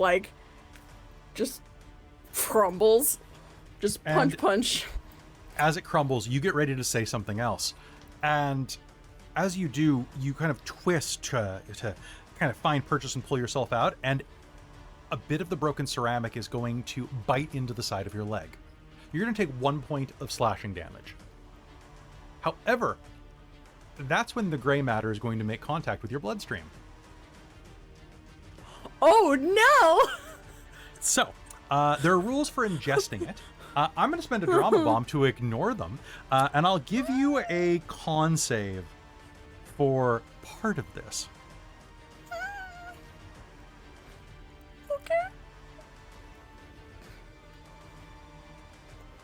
She who could have run around the brain decided to be cool and not. And then rolled a nat 1 after saying, "I got this, guys." I love it. I love it. I love it so much. I love it when you put your foot in your mouth or a giant brain. Yep. It's so good. It's so good. I like that you're basically introducing this brain. brain. You're introducing this brain to like a foot fetish. Like, put foot in brain. Yeah. All right, I'm gonna use my 2d4 because I haven't used them yet this turn. Might as well. So I'm gonna use this for con save because I'm not proficient. I get proficient in all saving throws at level 14. I get proficiency in every single saving throw. Oh my god. Oh my god. Did you? I didn't roll a nat 1, but I rolled a 2. Perfect. What's your total? Oh, let me do some math here. 5, 6, 10. Even if I had determination, that's 14. I don't think that's gonna quite do it. So, you know, I'll put on determination just in case. 14. Your DC was 14. I was really, really hoping you weren't going to do it so I could say that sentence after you said no. Oh, okay. So, well, I'm glad I did. Because I was just like, I'm like, you know what? It could be a right middling thing. And you know what? It's either going to be like 14 or 15 or 13. It's one of those stupid numbers. And yep. Okay, so. All right. So you're going to take 5 points of psychic damage as this Greymatter connects with your bloodstream, and you're going to get this piercing ice cream headache for like half a second. Your vision's going to go a little like you've just taken contact lenses out, you know, and then your eyes are slightly weighted wrong, and you're like, wow. And what's something that you were planning on saying at the end of your round? Just any casual comment that Lir'wen would have dropped. She would have said something like, "Oh, I think he needed this for like the screw." And as you pull that out and say that, everyone is going to hear Lir'wen say, as complete gibberish comes out of her mouth. Lir'wen, you have lost the ability to speak. And as you do that, you are going to start hearing all sorts of things. We're going to go around in a circle. We're going to start with Chris. Chris, what is something Gaunt is thinking right now? This is rather boring. I can't wait to get out of here. All right. We need to... Okay. Imogen, don't get punched. God damn it, Imogen. Rosie, what are you thinking? Huh, I wonder what that chick is doing back at that weird ship thing. Zoe, what are you doing in your brain? What are you thinking? I suppose we're stronger together. I'm just gonna look at the other one. And, Like Bond's fighting. perfect. And Imogen, what are you thinking? Fuck you, and fuck you in particular. And Lando Calrissian, you're going to hear, can you hear me now? Robin, for the next period of time, you have telepathy to a range of 30 feet, but no longer have the ability to speak. Enjoy. Oh, Cool. sorry. Lir'wen has this. Robin can talk. Oh, great. Thank you. Okay. So Shield Guardian number 1 is going to go back online at the end of your turn. Resuming protocols. And is going to turn and look at Gaunt. And, I think... Oh, I think we're going to have some... No, that's going to... that would destroy my local area, so I don't think that is quite good. It's going to look Destroy at the Gaunt brain. It's fine. and say, "Intruder, you will be fed to the Greymatter," and is going to clang its fists together twice, like jung jung, and suddenly is going to start vibrating incredibly hard as it casts Blur on itself. And it's going to I punch you. hate golems. That's going to be a 14 doesn't hit you, but that 19 sure as hell will. Gaunt, I can hear your thoughts. What? All right. No. I hope she doesn't find out about the books. What books? All right. Let's add the Don't think, blur don't up. think, don't think, don't think, don't think, don't think, don't think, don't think, don't think. There we go. All right, Gaunt, you're going to be cranked in the face for 10 points of damage. All right, Shield Guardian number 2 is dead, which means that it is Zoe and Gaunt's turn. You can go, Gaunt. Nope, after you. Oh, okay. So she has turned to the other one that was fighting Gaunt and now has Blur cast on itself, just so we can look it up. And she's going to cast Toll the Dead on it. Perfect. All right. Because I also like Toll the Dead. That's a 10, so no, Nice. that's probably not going to work. Not quite. Not quite. So... Let's get some D12s going. Yeah, right. It could be better, but I also add 5. Oh yeah, you Alright. add to your cantrips because you're a peace cleric. Yeah, my wisdom mod, yeah. So 17. Okay, 17 on the And first one. let's try to spear it. All Sorry, right. 17 on the first one? Yeah. Yeah. I knew the spear was coming, so we've got Spirit. Yeah. How about you? Woohoo! So it's got Blur on itself. Am I at disadvantage? So are you attacking the one that Gaunt's fighting? Yes. Oh, okay. So you will have disadvantage, yes. Okay. That's okay. I think we should just get it. How much was the damage on the first one? I took it off the wrong one. Oh, sorry. It was like 16? 17? Okay. Perfect. Okay, Yeah. so 17. All right. The spear is going to remove itself from one robo-butt and apply itself to another robo-butt. Yeah, exactly. All right. Hopefully, anyways. We'll see. Ka-cha! Okay. Oh, that's like, 16 and 7. But I get plus 13. So, dirty 20. That's going to hit. Yeah, you know what? The it's blur pretty- was a good it's pretty attempt on my hostage. behalf. Okay. And it was upcast, so ka-cha. Oh my god, middling damage. 13. 13. Perfect. Yeah, I literally rolled 2 4s. That's okay. All right. So, beautiful. That spear is going to jam this one in the ribs, flying around Gaunt's side, quite surprisingly. And you are going to Gaunt. Is going to be your turn. If Zoe, you know movement or anything?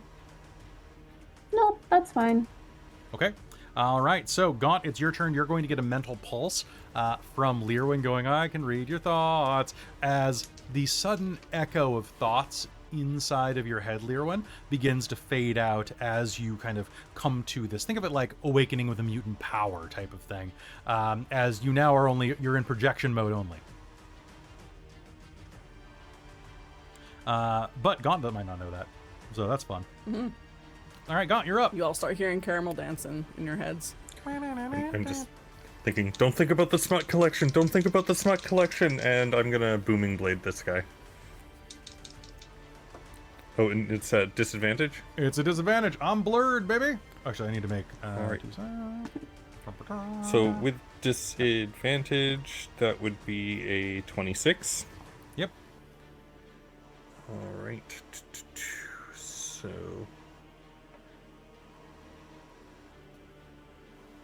take 22 points of damage.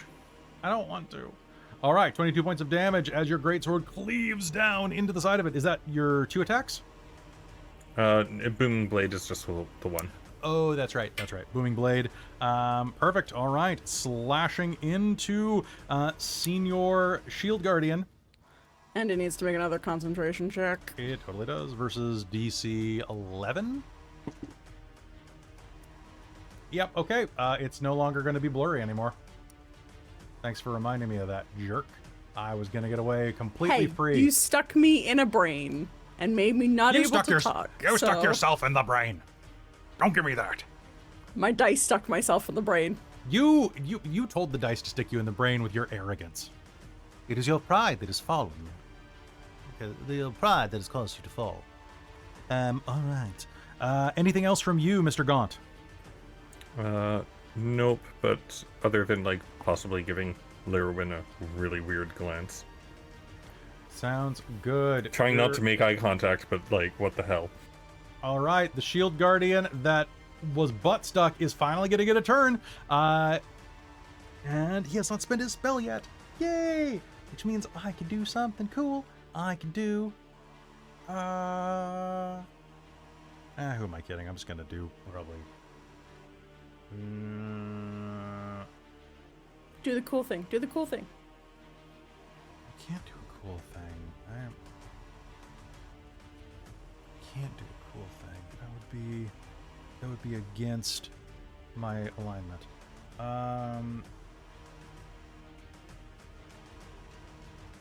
Actually, you know what? I will do the cool thing. This one is also going to use its volcanic cannon and is going to need a dex save from Zoe and Gaunt.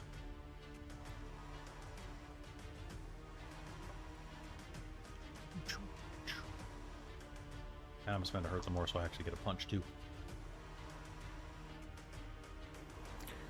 That'll be a 23. God damn it.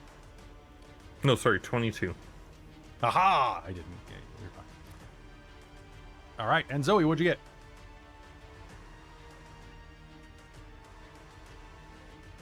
I'm gonna use my determination to make it an 18. Sorry, I was just rolling the d4s because I had forgotten. Totally.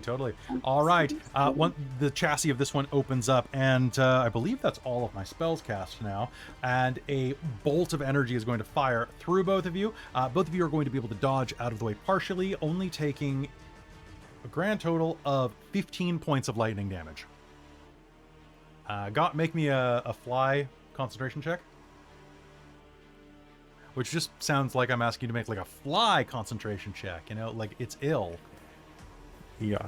That will be 27. All right, cool. I keep hoping that you're going to drop Osric down the shaft, but it's not happening. All right. I have advantage and a massive modifier because I'm proficient. You're always proficient. Yeah, in I took my heart. some feats for that. Osric just wants the shaft. It's not wrong. I'm gonna punch Zoe twice, and that's gonna be Zoe 14. Nope. Zoe 24. Yeah. Okay.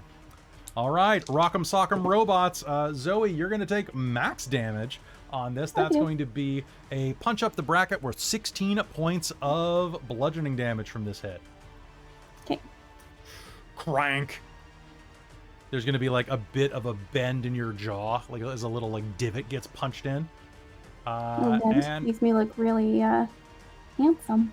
Oh, you've got dimples now. Oh, I've always wanted dimples. Before Sunday, you got to bang your mask a little bit. I don't know if I can. I believe in you. You can do it. You can do anything. Isn't it a different Zoe from a different timeline? Another dimension. Multiverse? All right. Maybe. You don't know. You don't know. I haven't decided yet. I haven't told you. All right, Imogen. There's still one in front of me, right? There's still one in front of you. So there are 3 Cool. remaining. One is very badly damaged. The other 2 are... You're approaching half damage on this one, you think. Cool. Well, I will attack. That is a 20. Hit. That is a... Why can't I read that number? I can read it in light, but I can't read it here. So I'm actually just going to pretend that was cocked and re-roll it because I don't know what that number was. That is a 19. And... A natural 19 or an unnatural 19? No. I would have said crit if it was Okay, a cool. natural 19. And that is a 24. For those 3... All right, those are I'm 3 gonna hits. do those 3... Sorry, things in the way. And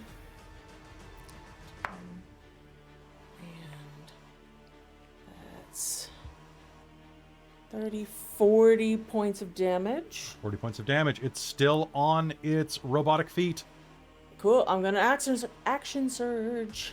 All right, action surge is just... I can't wait to play a fighter someday. I just think that it's got to be fun to say. It is. It is. It's great. It's great. That one's a crit. Okay. And that one's just a natural 17. And the first one was like I rolled a 9. I think I hit even on like a 5 or a 4. So You do. something like that. So anyway, that's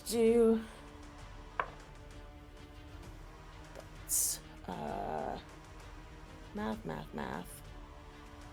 That one, and then we'll do this one, which is 16 plus 18.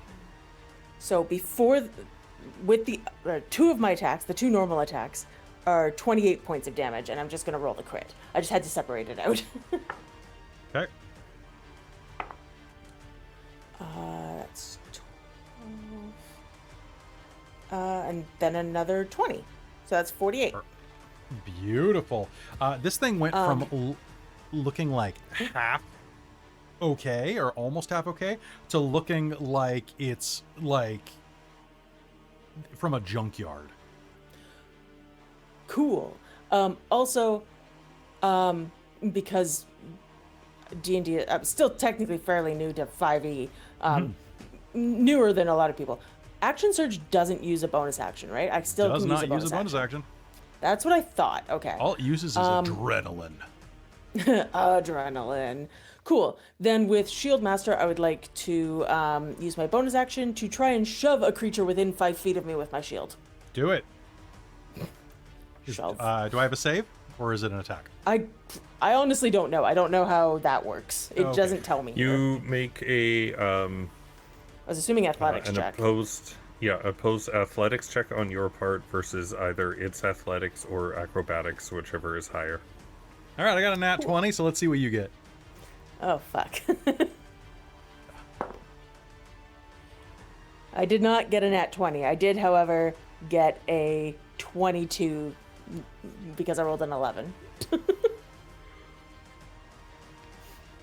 Okay, so it's Also still the going... 2d4s, Jen, if you haven't used them yet. Oh, that's right, the 2d4s. Oh, yeah, right. Sorry. I haven't been using them on my attacks because I haven't needed them. Yeah. Oh, God damn it. What number is that? Oh, that was a 4. All right, you know, I'm just gonna something good happens to treat And that's this as a another normal... 4. I rolled max on the 2d4. All right, so So that's a 30. So what does this do? Is it Shieldmaster knocks It's- prone, doesn't it?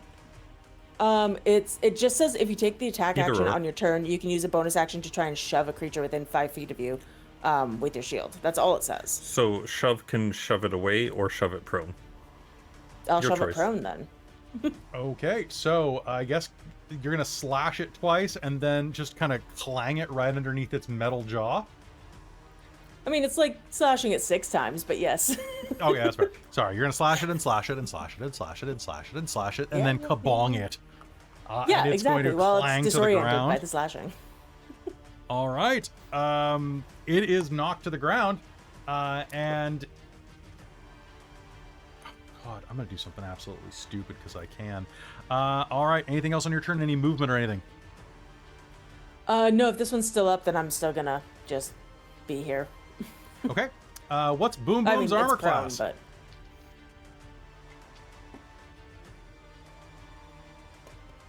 18.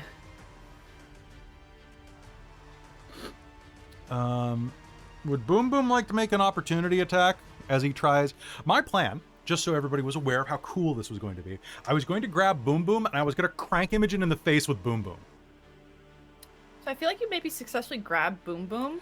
I think that he grabbed Boom Boom, but kind of like pulled Boom Boom face to face with him to crank him. Yeah. Because I rolled a And nat Boom Boom's 1 on just my like, attack. Boom. So, please, boom me, please. Okay, so Bum this is a ranged spell attack. As I'm usual. prone, so you're going to roll flat. Okay. So I don't believe Boom Boom still... Well, does it count if you're holding Boom Boom to your face? I'll give you advantage. I botched this. Well, it doesn't even need advantage. I just was like, probably won't get a disadvantage at the very least because I already have like. It's my Well, I'm spell prone to attack begin still. with, so like I would grant advantage or disadvantage and disadvantage. No, Just roll the flat. range spell attacks are disadvantages prone. It's stupid. It's like the range attacks. Oh, you're right. They are. Whatever. Roll flat. Mm-hmm. I kind of feel like it's not flinging anything though if you're holding it right to your face. Yeah, it's kind of just like swallowing this. So roll, just roll. Okay. Also, Jen's mic is out, and she says combat inspiration to Boom Boom. Okay, spend it to get it Excellent. advantage on Boom Boom. All right, that's a 19. It was gonna be a 13 otherwise. All right, roll me damage. Don't forget that Boom Boom has a D4 he can add to this as well, because Gaunt doesn't. All right. Yeah, still 2d8. Max damage. That is 16 points of force damage. And they get pushed 5 feet away from the cannon. Describe how it happens to 16 out of 16 damage. Nice. I guess they fumble the pickup, end up looking Boom Boom straight in the cannon face instead. Boom Boom. Boom! Boom. Hits them. They probably let go out of shock, and they slide 5 feet away on the floor. All right, it's going to explode, and Boom Boom's going to like drop to the ground with a little kind of like tick tick spidery kind of walking chicken scratch noise that he makes, Excellent. and is going to shake himself clear like a stressed dog. All right, Landro's turn. Landro is going to look around and is going to use a slam attack against the one that is Help. Help. All right. I will help. That's pretty good. Let's Did go ahead. Landra want to help pull Lir'wen out the fucking brain? You know what? Sure. So he, that's more in his purview anyway. That's a good point. So he's going to kind of blow up next to you. Are you all right? You'll hear a voice inside of your head. I can't speak. I can hear you. But I can't Let use me- words out of my mouth. There are more important things than words. Here, let me help you. As a good host should. And he'll spend his action removing you from the brain. Yay! He's gonna kind of like, it's gonna be like this, it's like this gray goop kind of like lifts you out, very Cinderella type, and the shoe, you have like a little cut that's like throbbing with like thrombosic gray goo. And top of the initiative, we have Rosie.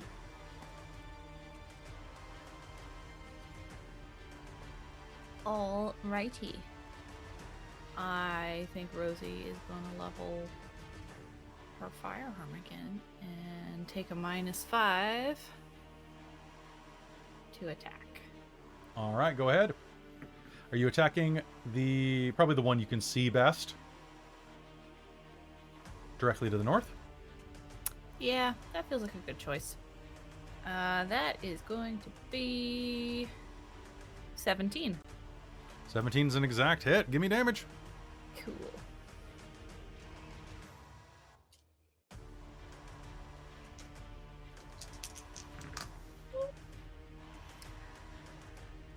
Nice.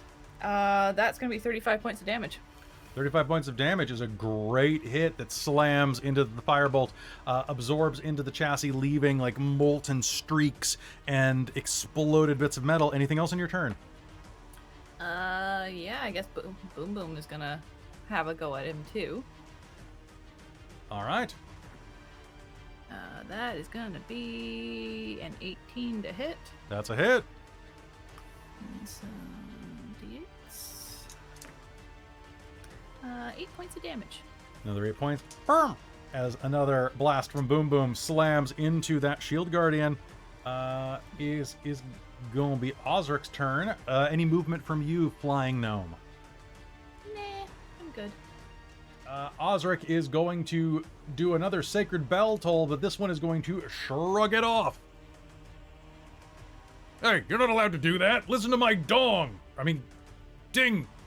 That was Kelly actually messing that one up. But I'm here for it.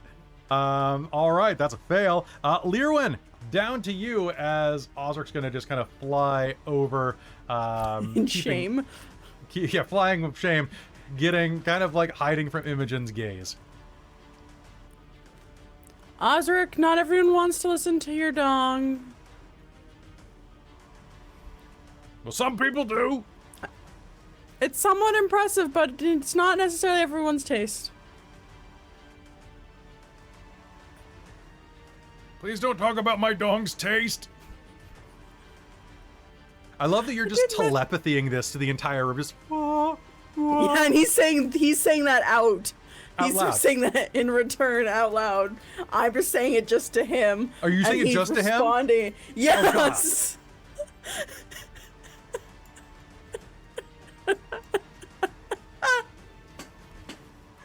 And this is the moment we truly gelled as a party on episode 16. Around Osric's dong, we gathered. I told you he's getting senile. Like the Who's in Whoville. Osric's dong grew 3 sizes that day. No! All right, Lir'wen. In other words, he's a grower, not a shower, huh? Yep. I mean, if it does 3d12 damage, yeah.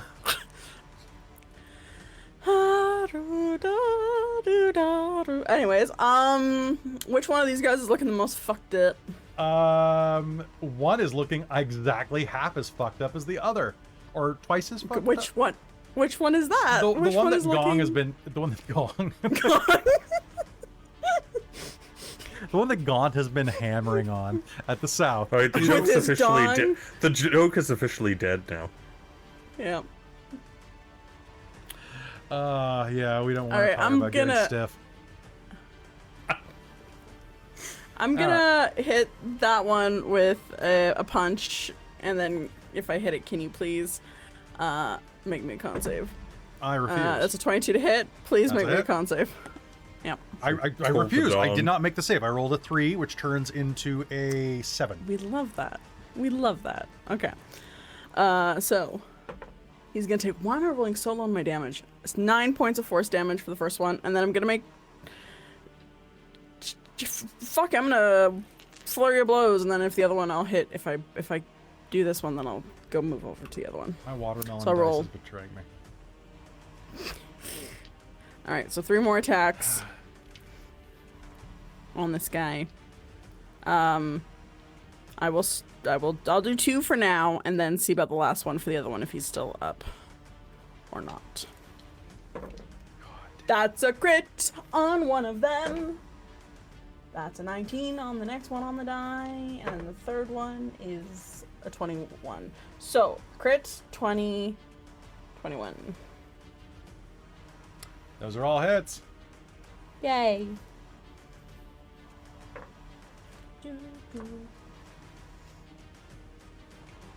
Alright, so that's for the crit. Ooh, there we go. 23. Oh boy. 29 for the crit. 29 for the crit. All right, just give me all your damage at once. Let it flow. I into me. didn't have enough dice. I needed to split up. Okay, my so what was D8s. the first one? It was 9, then it was 29. Yep. Okay, and what's your last one? And then the last one is. Or I guess the last two because you did flurry, right? Well. Yes. Yes. Did I accidentally roll? Did you combine the dice?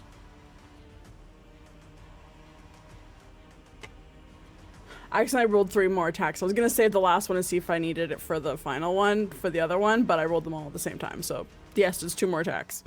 Okay, so you got 2 didn't more mean to do damages that, but- coming. Yeah, didn't mean to do that. Oh well. Well, all right, give me all your damage together. Just lay all your love on me.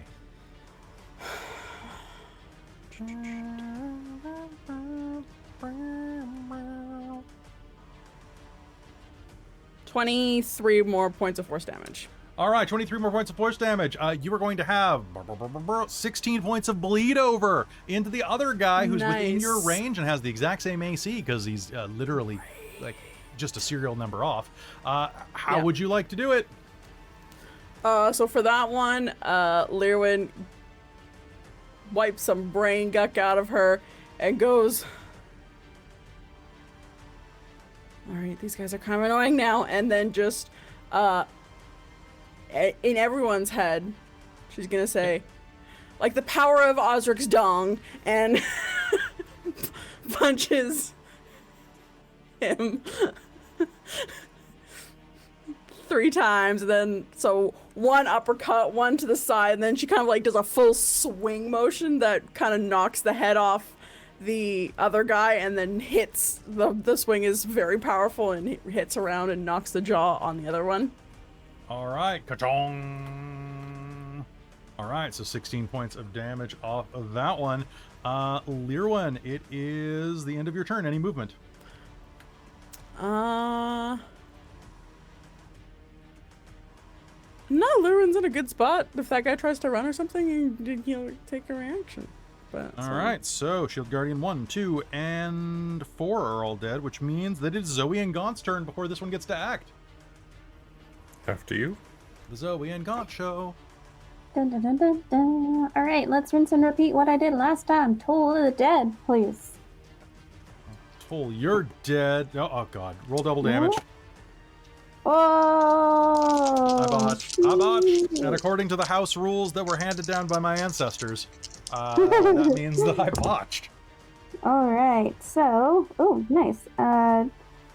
25, and let me roll again. Sometimes it doesn't like pay to wake up, on the wrong side of the factory or something. I don't know. So 25 plus 10 is going to be 35. Plus 11 is going to be 46. Plus 5 is going to be 51. I actually rolled really well this time. God. And then did you add your +5 for your? I did. Okay. And you didn't double that, right? No, I did not. 51 points of didgery damage. Holy Correct. crap. Finally. This you have the largest dong here, my friend. Zoe's dong is impressive. Sir. It is going to crack the shell of this Shield Guardian. It's still up. Let's give it a couple more spears in the booty, just for good measure. Rather just the one spear. Let's go. 12 plus my proficiency is 17. That's a hit. Oh, I'm so sorry. I do have to hit before I roll damage. My bad. My bad. You do. You might roll a crit.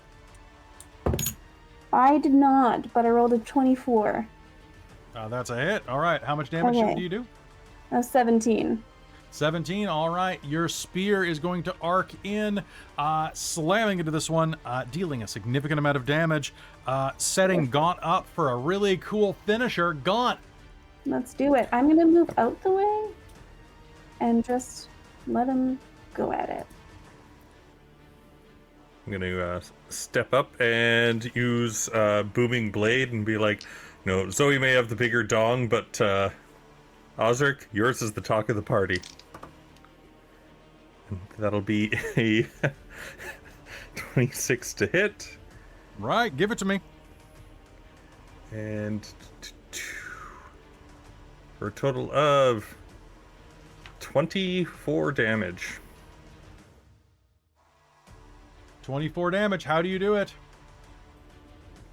By saying that line and just slashing it with the booming blade and having that resonate out. All right. As that slashes through it, it is going to collapse to the ground. And with that, the combatants are done. But that's not all that's happening, for the alarm is still blaring, and a soothing, comforting, relaxing voice says, 1 minute until self-destruct. And I think that's where we're going to take our break. Don't go anywhere, folks. We'll be right back after we self-destruct.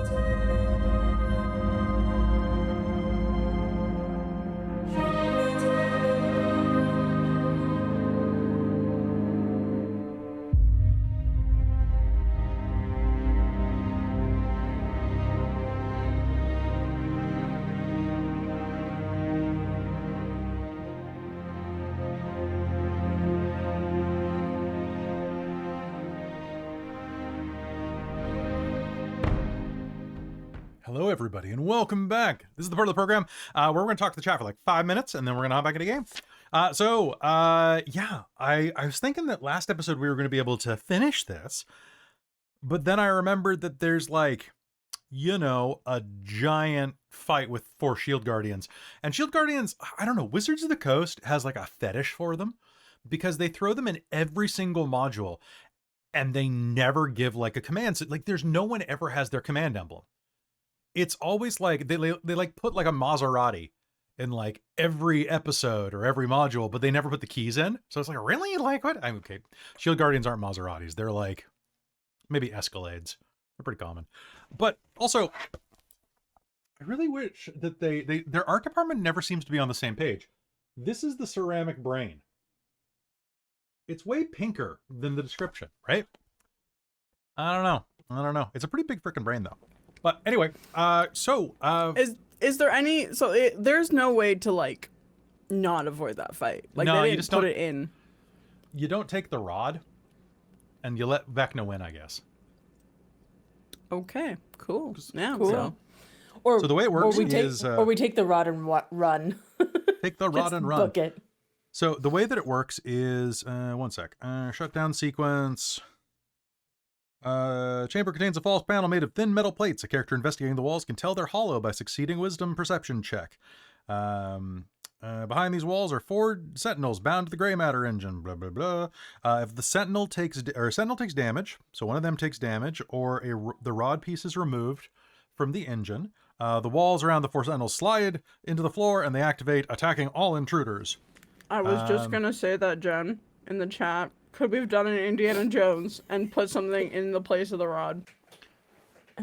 Maybe if it was Osric's dong. No, that'd Yes. be heavier. Yeah, it's fair. I would say yeah. I mean, the book says no, but screw it. That's funny. Right? If you had just walked up and it's like floating in the air. I love that. My problem is Vecna Eve of Ruin doesn't make things hard enough for the players for the level they're throwing you. Listen to the deal with the rod.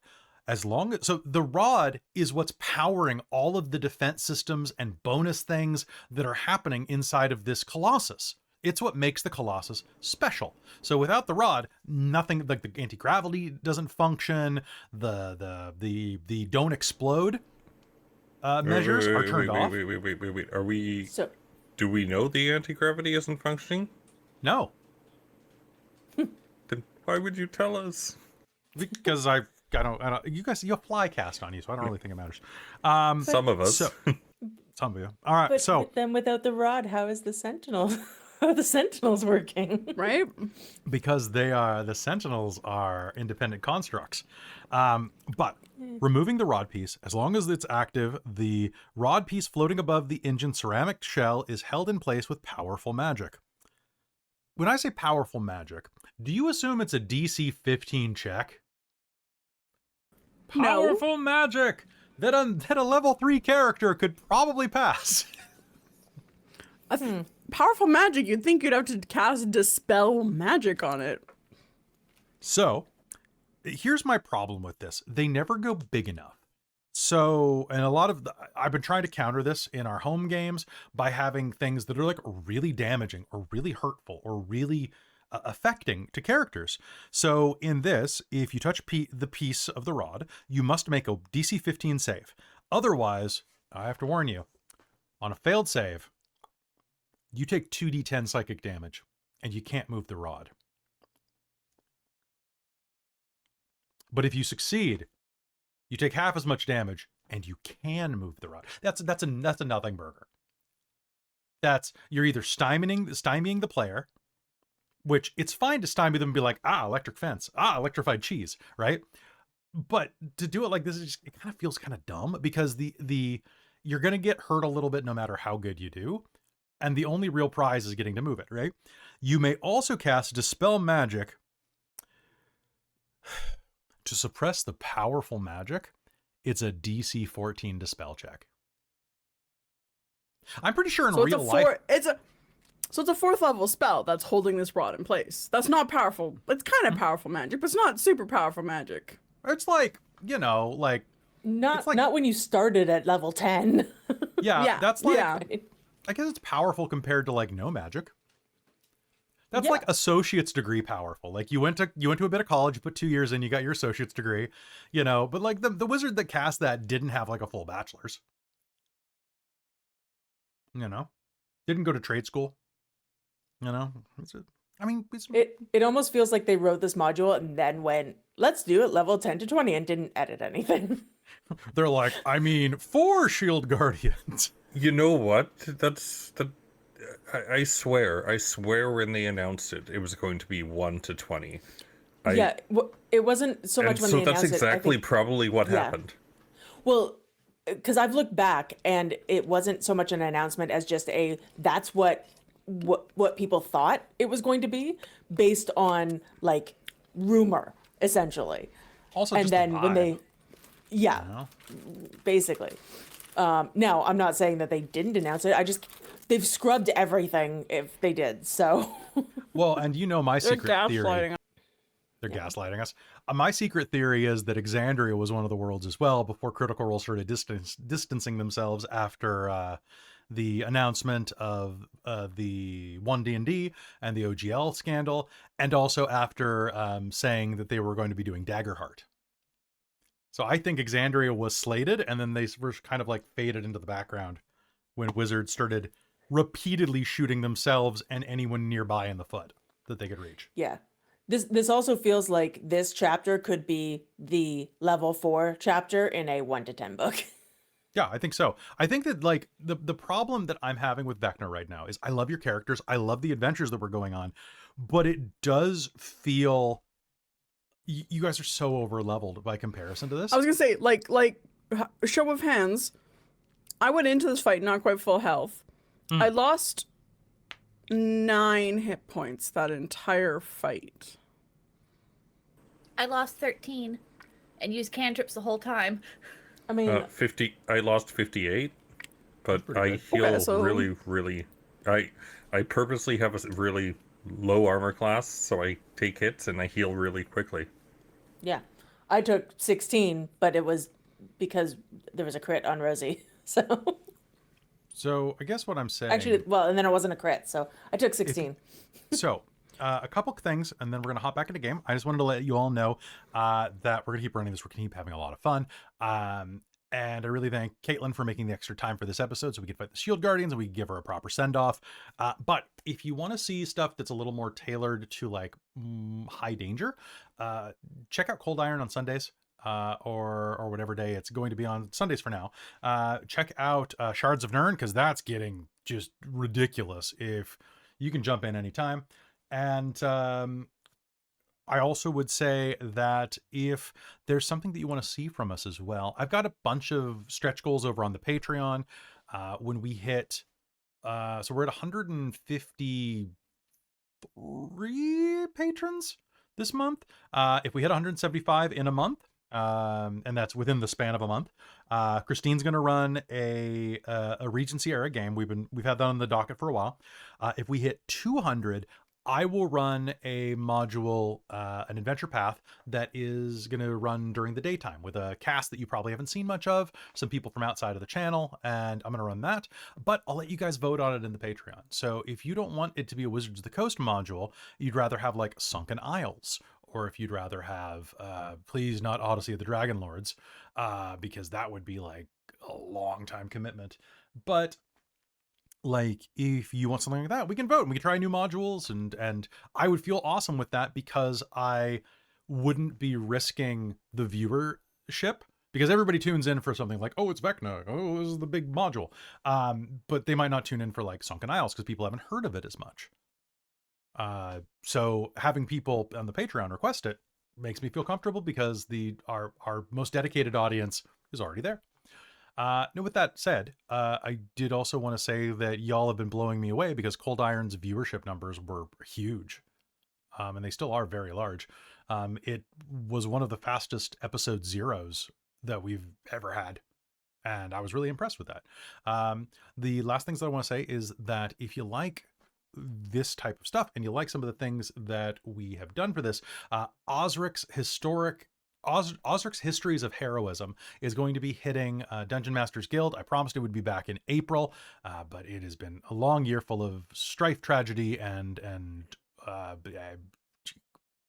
lactose intolerance. I don't know, just bad stuff. And it has been coalesced into, it's about a 50-page book right now.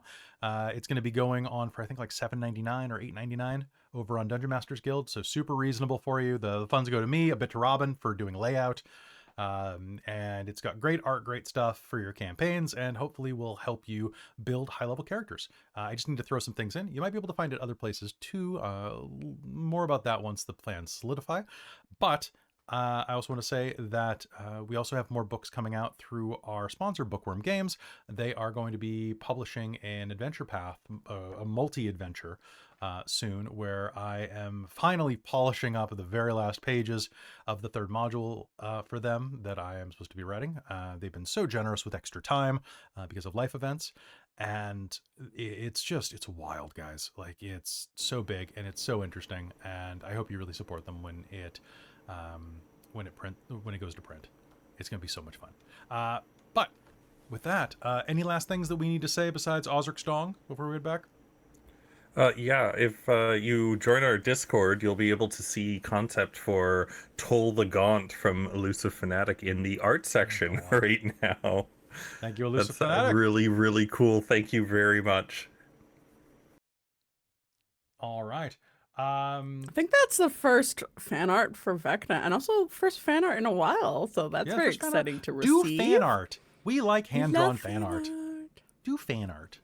Or, like, photo manipulation. It's just super cool to just think that, like, something that we just did, like, just kind of goofing off, like, playing a game inspired somebody to do something like that. It's always awesome to see and hear those kinds of things. So thank you. You're awesome. Thank you so much, Elusive Fanatic. Elusive Fanatic is also starting to play in their first Mage the Ascension, the Victorian era, but any Mage the Ascension game, and sent me their character sheet a little while ago over the weekend. What day is it? Over the week to look at, and I think you're going to be fine. Don't worry about it. Don't stress. It's a big game. Have fun. All right. So, without further ado, I think it's time for us to head back in to Vecna. Late afternoon dinner of ruin here on Dork Tales. Late afternoon. Is it even ruin? Supper of ruin. Is it even ruin of mild inconvenience? Yes. Eve of mild inconvenience. All right. Okay. Before we go back in, though, I just got to say, I was ranting about this over the holidays. Sorry, to Robin and Christine constantly, that looking at Vecna's stats, any single character that you guys are up against in Shards of Nirn could just smack him down with one hand. I'm so upset about this. I would love to see like a 1v1, like have what, two Vecna people versus play them. Jirithus? Yeah. It's a secret. Yeah. That'd be sweet. Ultimate rap battles. Oh my god. Oh my god. name's Vecna, the homemade god. You can't defeat me with your 7-piece rod. I'm a lich, bitch. Okay, can you please do that for April Fool's Day this year? No, I already have Like- April Fool's Day. Oh, Caitlin, you're not on the production team, or else the production No. team's already seen the April Fool's Day joke, and it's... mwah. Oh, okay, excellent. I'm excited. It's chef's kiss. Someone can send it to Caitlin. Send it to I'll Caitlin. forward it. I'll forward it to the Excellent. Vecna group. Excellent. But Oh my god. okay, somebody make me a note about epic rap battles of the multiverse. Okay. All right, so folks, without further ado, for real this time, multiverse. I'm writing it down too. Okay. Without further ado, it's time for us to head back into Vecna, Eve of Ruin here on Dork Tales. Hello and welcome back to Vecna, Eve of Ruin.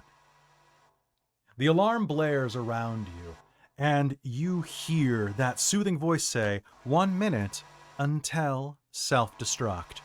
The following things happen immediately. You are going to hear a number of as parts of the structure begin to completely buckle and shake. And I need everybody inside of here, including Boom Boom, to make me a dex save.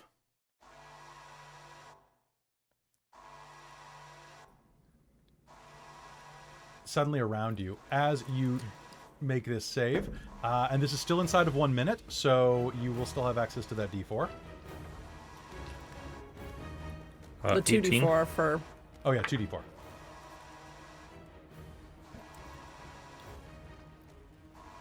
All right. Checking your stats right now. Go ahead. All right. What? See, this is why I was like, I got this for what he asked me to the dex save before. 32. 32. Perfect. 32. Ozric's in the air, so I'll say that flying creatures will have advantage. You got base 17, 18, 21. He's fine. All right. Anybody get below a 16? Okay, below... Well, that doesn't matter then.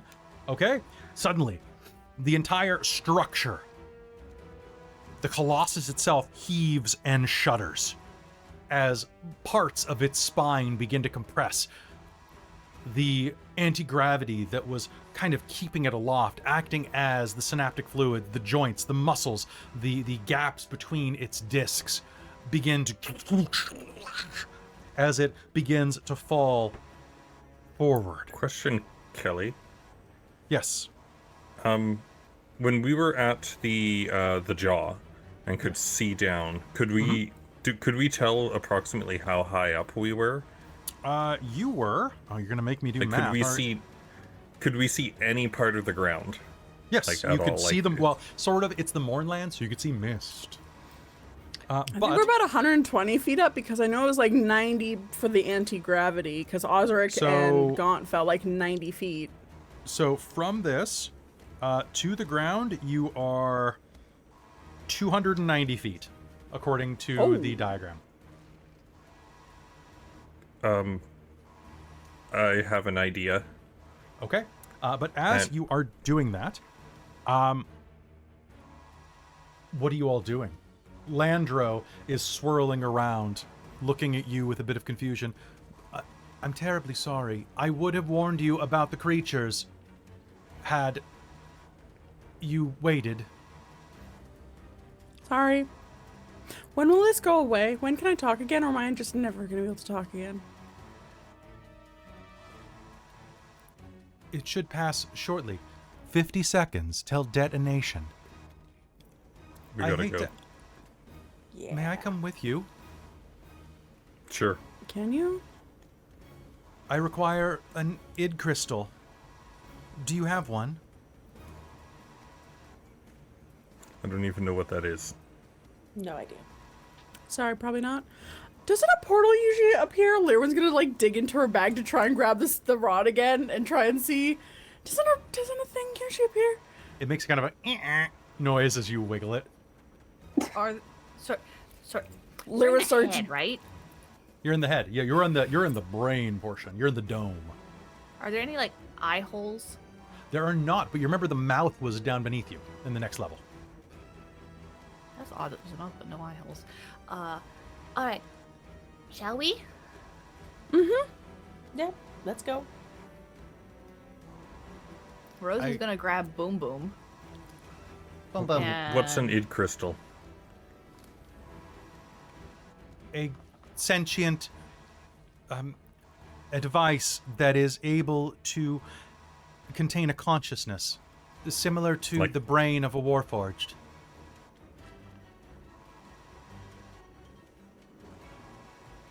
I don't think we have anything, Gaunt. Zoe's going to reverently put her hand on the brain and then just try to put her hand where the rod used to be. Okay. Zoe, can you make me an intelligence saving throw, please? Absolutely. Or I guess probably would be charisma, actually. Oh. Because this is personality based. Okay. Charisma is an 18. An 18? Okay. Mm-hmm. 40 seconds. Tell explosion. And as you do that, you are going to feel a bit of a hum inside of your mind. Are you sure? Mm-hmm. I think I'll this try is what to- I'm meant to do. I'll try to be gentle about space. Thank you. And you are going to have your mind filled with all sorts of memories of the day of mourning, of the events that led to this world's ruin, and in the wake of that, you are going to hear like a deep sloshing sound and experience the feeling of being underwater. And with that, 30 seconds. What do you all do? Time to go. I'm Yep. ready. Rosie's Lir'wen's- GTFOing. She doesn't know why these guys are like taking so long, but she's going. She's got Okay, 60 so- feet of fly speed. She's out of here. Okay, Rosie's out of here. Head for the All jaw. All right, heading down toward the Okay, jaw. now I know all of you guys can fly, but there's two of us that can't. I'll make a gate. Let's just head for the jaw. I just need Oh. to see the ground. All right, I've got you. Imogen Zoe. was making sure everybody else was gone first too. So Zoe, are you Osric's- coming? She's trying to see if I can stop it from exploding. Ooh, you're gonna try. Mm-hmm. Go ahead and make me an intelligence check to try to 'Kay. scan through Lando's memories. Okay. Ooh, intelligence. Okay. We've got more This is important not things. other ways. Imogen, 20. we need to go. You need to leave I got Zoe. a 4. You got a 4. Scanning it, Lando doesn't know how to stop it. So, I'm gonna go down to the jaw and try and make a portal to the ground. Meet us here if you want to save your life, but we can't die here. We have to stop Vecna. And yeah, head down to the jaw, and as soon as I can get to the jaw, I'm gonna cast Arcane Gate. okay. Sounds good. Can Imogen pick Zoe up? You can Yes. try. You can try. Probably. No, you probably have enough strength. She definitely has enough strength. All right, so picking the short-circuiting Zoe up, you can absolutely rush down using a diagonal jump. You can make it onto the other level. You find yourselves inside of the weapon center where that massive cannon was once pointing out of this thing's robotic jaws. And as you are all huddled there, 20 seconds till imminent explosion. Arcane Gate. Okay, just double checking something. Magical effects that would reveal a creature's object or location are obscured, but that does not include teleportation magic from the looks of it inside of Mount Ironrot's region. Oh, pardon me. This is a teleport spell? Conjuration, it creates linked teleportation portals that remain open Yep, for the duration. okay, so between 2 I need you to make points me a within con save. 500 feet. Oh, nice. That will be a 26, sir. Okay, on a successful save. Okay.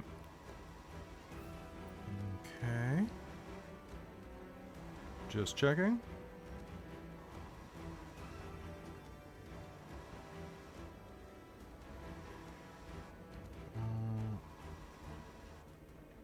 Perfect.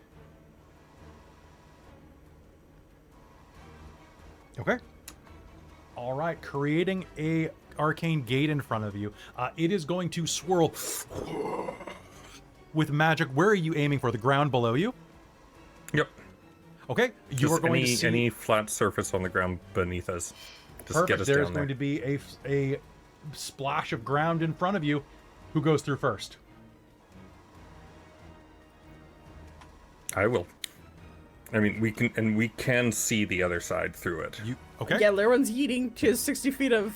She'll 120 feet dash, start running.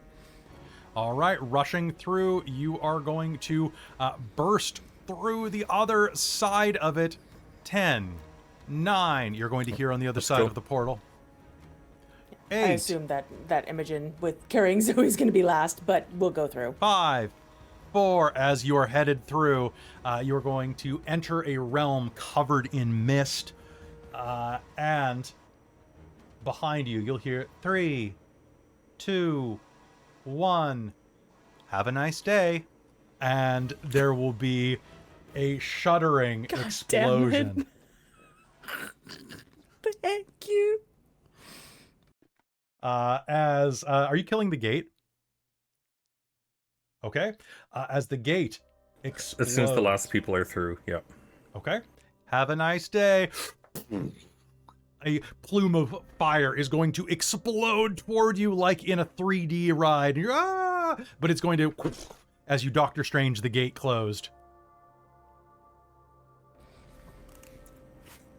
And now, you find yourselves on the other side of the portal. As it closes, you were standing on a misty plain.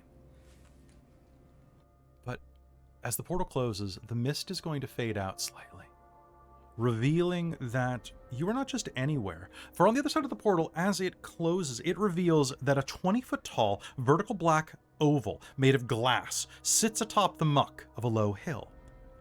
It reflects the mist-shrouded landscape with supernatural clarity. It looks like a giant mirror, but it functions as a door between here and how you originally entered back to Sigil. This is the portal. Somehow, your spell brought you all the way back here. Wait, what? Yep. Huh. This is not me messing with it. This is actually what happens when you cast a teleportation spell. It brings you right back to where you came from. which is way more convenient Amazing. at the end of the adventure than at the middle. Right? That's amazing. Oh my god. How to just jump skip to the end. I know, right? It's great. Fast travel activate. I guess this is where we say goodbye, Zoe? I'll put Zoe down. Thank you. Thank you. Yes, I would like to see what devastation that explosion caused. In an attempt to help repair if it caused any damage to surrounding structures.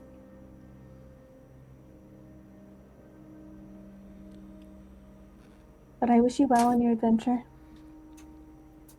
And I'm sure we'll meet in the future. Somewhere. Thank you for all of your help and guidance. For someone made of metal, you're surprisingly soft. Thank Hearted. you. I take that as a compliment. Thank you.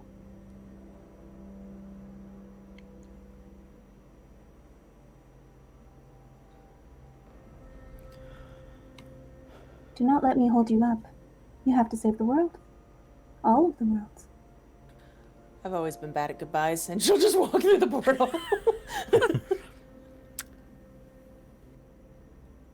May we meet again for a different adventure. Maybe with less of a ticking multiverse saving clock would be good. Yes. Over drinks or food, That would be great. as you also seem to enjoy.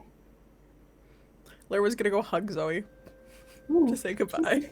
she's gonna do that awkward, like, ooh, And then like pet, hug. pet.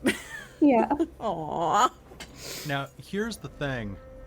As you are, I want you to do me a favor, Lir'wen. Make me an intelligence check.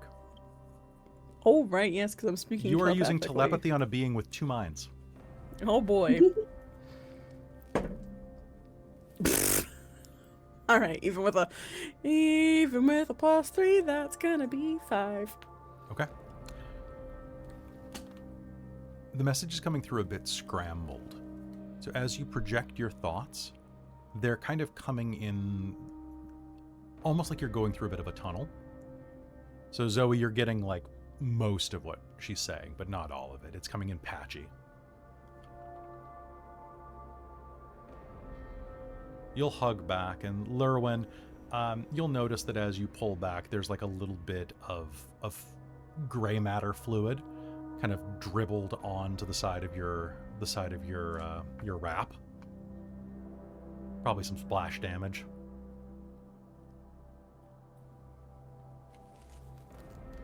And then yeet into the portal. You're okay for a golem. And then I'll walk through the portal. You are okay for a dead person. That's Am a I lie. doing this human thing correctly?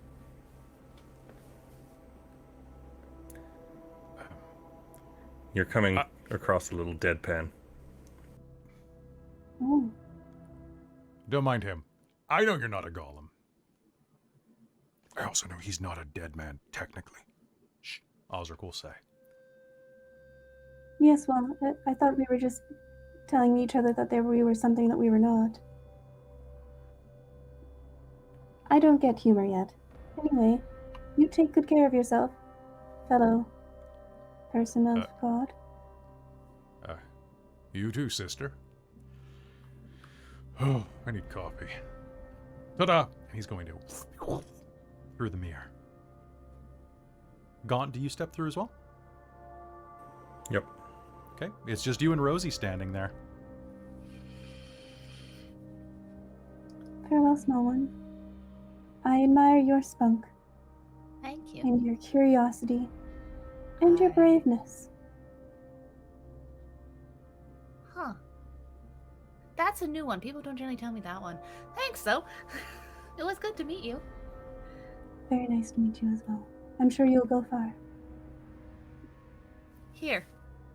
Oh. She'll hand you a toolkit she put together. the clothes. It's a These very, might come in very, handy. very thoughtful Bye. gift. Thank you. Farewell.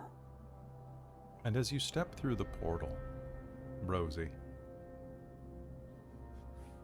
you don't quite see Zoe twitch, as if one of the cables supporting her neck goes a bit too taut. This doesn't look good, Zoe. The voice inside of Zoe's head says. She finds her fingers shaking, trembling. A slow rattle that creaks up her arm into her elbow and shoulder. I have been through worse. I shall survive.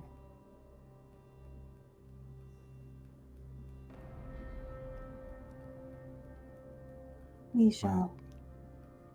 Yes. I look forward to learning more about the world and about you.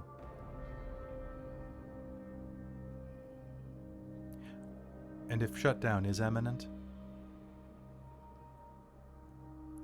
it was nice to meet you. You too.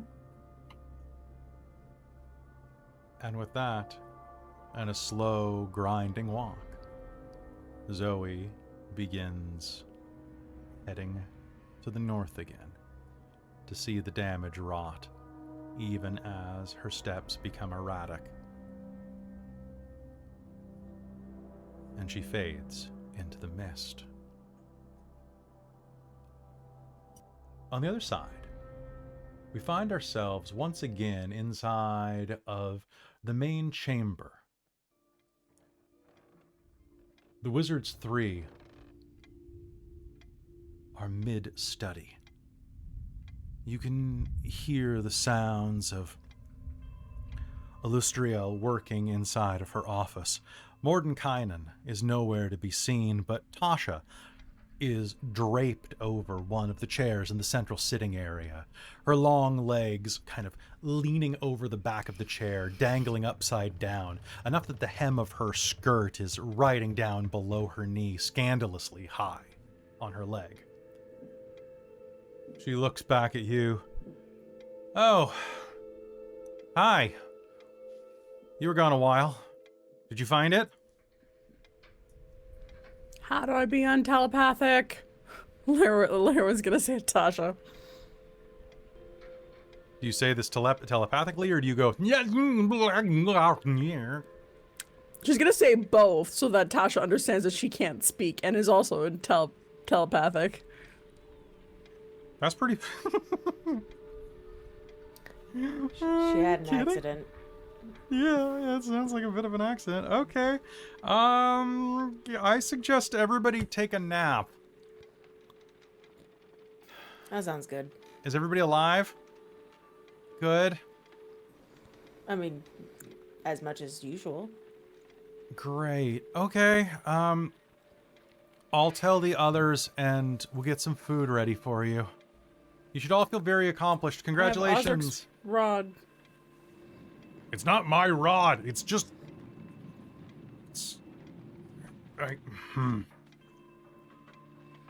Anyway, yes, we've acquired the rod of seven... Well, the third piece.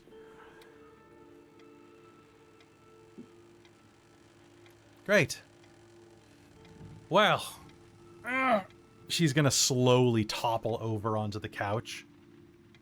The exhaustion from the wish spell still evident on her features. Her normally youthful and comely face is starting to seem a little wan, a little paler than normal. Some of the creases at the corner of her eyes are a bit more visible. She's going to flop over and kind of look in your direction and go, all right, well, you've all got some time to rest and rest up before we head to the next location. At least the next place is going to be in civilization, sort of. Where's the next Seems like- place? You Oh. need more rest than us, but Well, trust me, I'm going to get it. I'm not the one that has to go out to the middle and, well, constantly to the middle of nowhere. He's going to stand up and wander toward you. And you can research it in the library if you'd like, but you're headed to a little village. Kind of on the edge of the multiverse. I don't know if you've ever heard of it, but it's a little country called Barovia.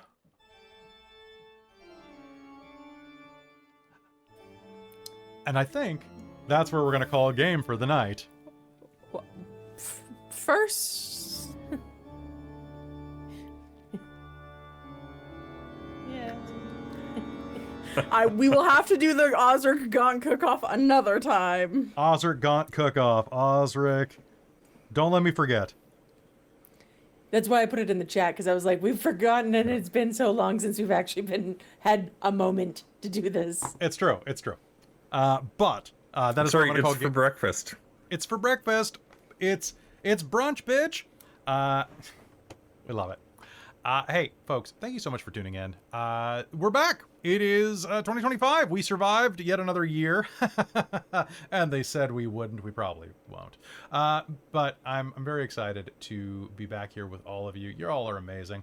And I really want to not only thank you for being here, but I hope that you stick around and check out more stuff. We're taking tomorrow off because we're trying to make the schedule a little more sane this year. Because last year was very exhausting for me, and we ended up missing a lot more games because we tried to do too much. So we're trying to do a much more sensible year where you still get tons of content, but there's less gaps in the schedule, and also I get to sleep occasionally. So we'll be back on Sunday this week with Cold Iron. That's going to be at noon Pacific. Then on Monday, we're back with Fandelver and Below as we go into our last 3-ish episodes. I'm hoping, at least. I was hoping to have this done in October. And then on Tuesday, we've got, of course, Descent into Avernus over on Patreon. And on Wednesday, well, just see what's coming your way. See. Actually, I think we have Wednesday off. We have Wednesday off this time. But anyway, check the schedule. It's over on all social media platforms as well as our Discord. Discord's the best way to stay in touch with this. I want to do a big thank you to, of course, our sponsor, Bookwyrm Games, for sticking with us for another year. And, of course, to our Patreon, starting with our divine producers, my mom and stepdad Bob, as well as Shikon Day Vermillion, who are our divine producers, our demonic producers, Sorcerer Sanguine and Sorcerer Sanguine. Our wizards of the Patreon, Tammy the Forever Cleric, the Ink Goblin, Karasha Urquhart, and Big Nut. Our Monster Maker Soul Omen, and our High Council, Taryn, Dustin, Amberthist, Raven with Baubles, Chef Eladeth, Larouk, Mike Baxter, Brian Kaler, Nerdy Metal Gent, Grumpy Owl, Cody, David Prophet, and now Elusive Fanatic. So thank you so much for joining, everybody. If I missed anybody, I know a couple people did change and upgrade recently. I did not have a chance to update the Patreon list very much because I was ill. But if I missed you, thank you so much. I'll get you in the next episode for sure. You guys are all amazing. And Caitlin, thank you for being here for 4, 5, 19 episodes, however long you were with us. Thank you. It's been fun. It has been fun. You can see more Zoe over on Cold Iron, where you can see what might have come to pass after a fashion. Besides that, Vecna is going to be taking a 1-week gap, so we have next week off. And then on the 24th, we are returning in Ravenloft. As we begin with Chapter 5, Death House. Which is, of course, the greatest frat that you should join. Of course. Death House, 5,000. Wait, is this actually where- going to that's- the Death House? It's going to the Death House again, baby. We're gonna fucking own that bullshit. That thing was not that. I mean, it was hard for our level characters when we did it's- Strahd, but It's It's my old fraternity. oh, this is gonna be great going back to that. Just roll the whole thing. This is Oh god. awesome. Delta Theta for Del- the frat. Lambda. Take some spray paint, mark that house up good. Rosie would. If anyone would spray paint a place, it's Rosie. It's really Just true. have, like, I think little she holsters with- did in her episode of Strixhaven, which, by the way, Strixhaven is still going to be released, and you can meet Rosie for the first time over in Strixhaven. That episode's going to be coming out within the next month. I just have to go edit it, which there's not much to edit on that one. Speaking of Patreon, because Oh, and speaking of Patreon, doing the rebroadcast today. This month, it's a few weeks away, but this month, the 25th, is seeing the return of Panic. it's going to be Don't so panic. good. It's I'm gonna be very so excited. good. They make me panic. They make me panic with bisexual energy. We can finally. Are we not right at the beginning of a combat? I'm pretty sure. Yes, you're right at the beginning of a dance Cool. battle. How many Wait, how dance many battle. patrons are there now? 153. So Christine's running a game. It's 175. Damn. Yeah. So close. Not there yet. Do it, guys. It's any tier level, and right now the tier you can get in as little as $1. I will play Lord Tuscamus Orkington. I'll paint myself. I'll figure out how to talk around tusks. I'm very excited. That would be worth it, It'd be worth it. just to see. That's All definitely right. worth $1. It's definitely worth $1, right? Just find like 22 of your friends. You have 22 friends, right? Who doesn't? And with that, we'll talk to you next time. Good night, everybody. Mwah.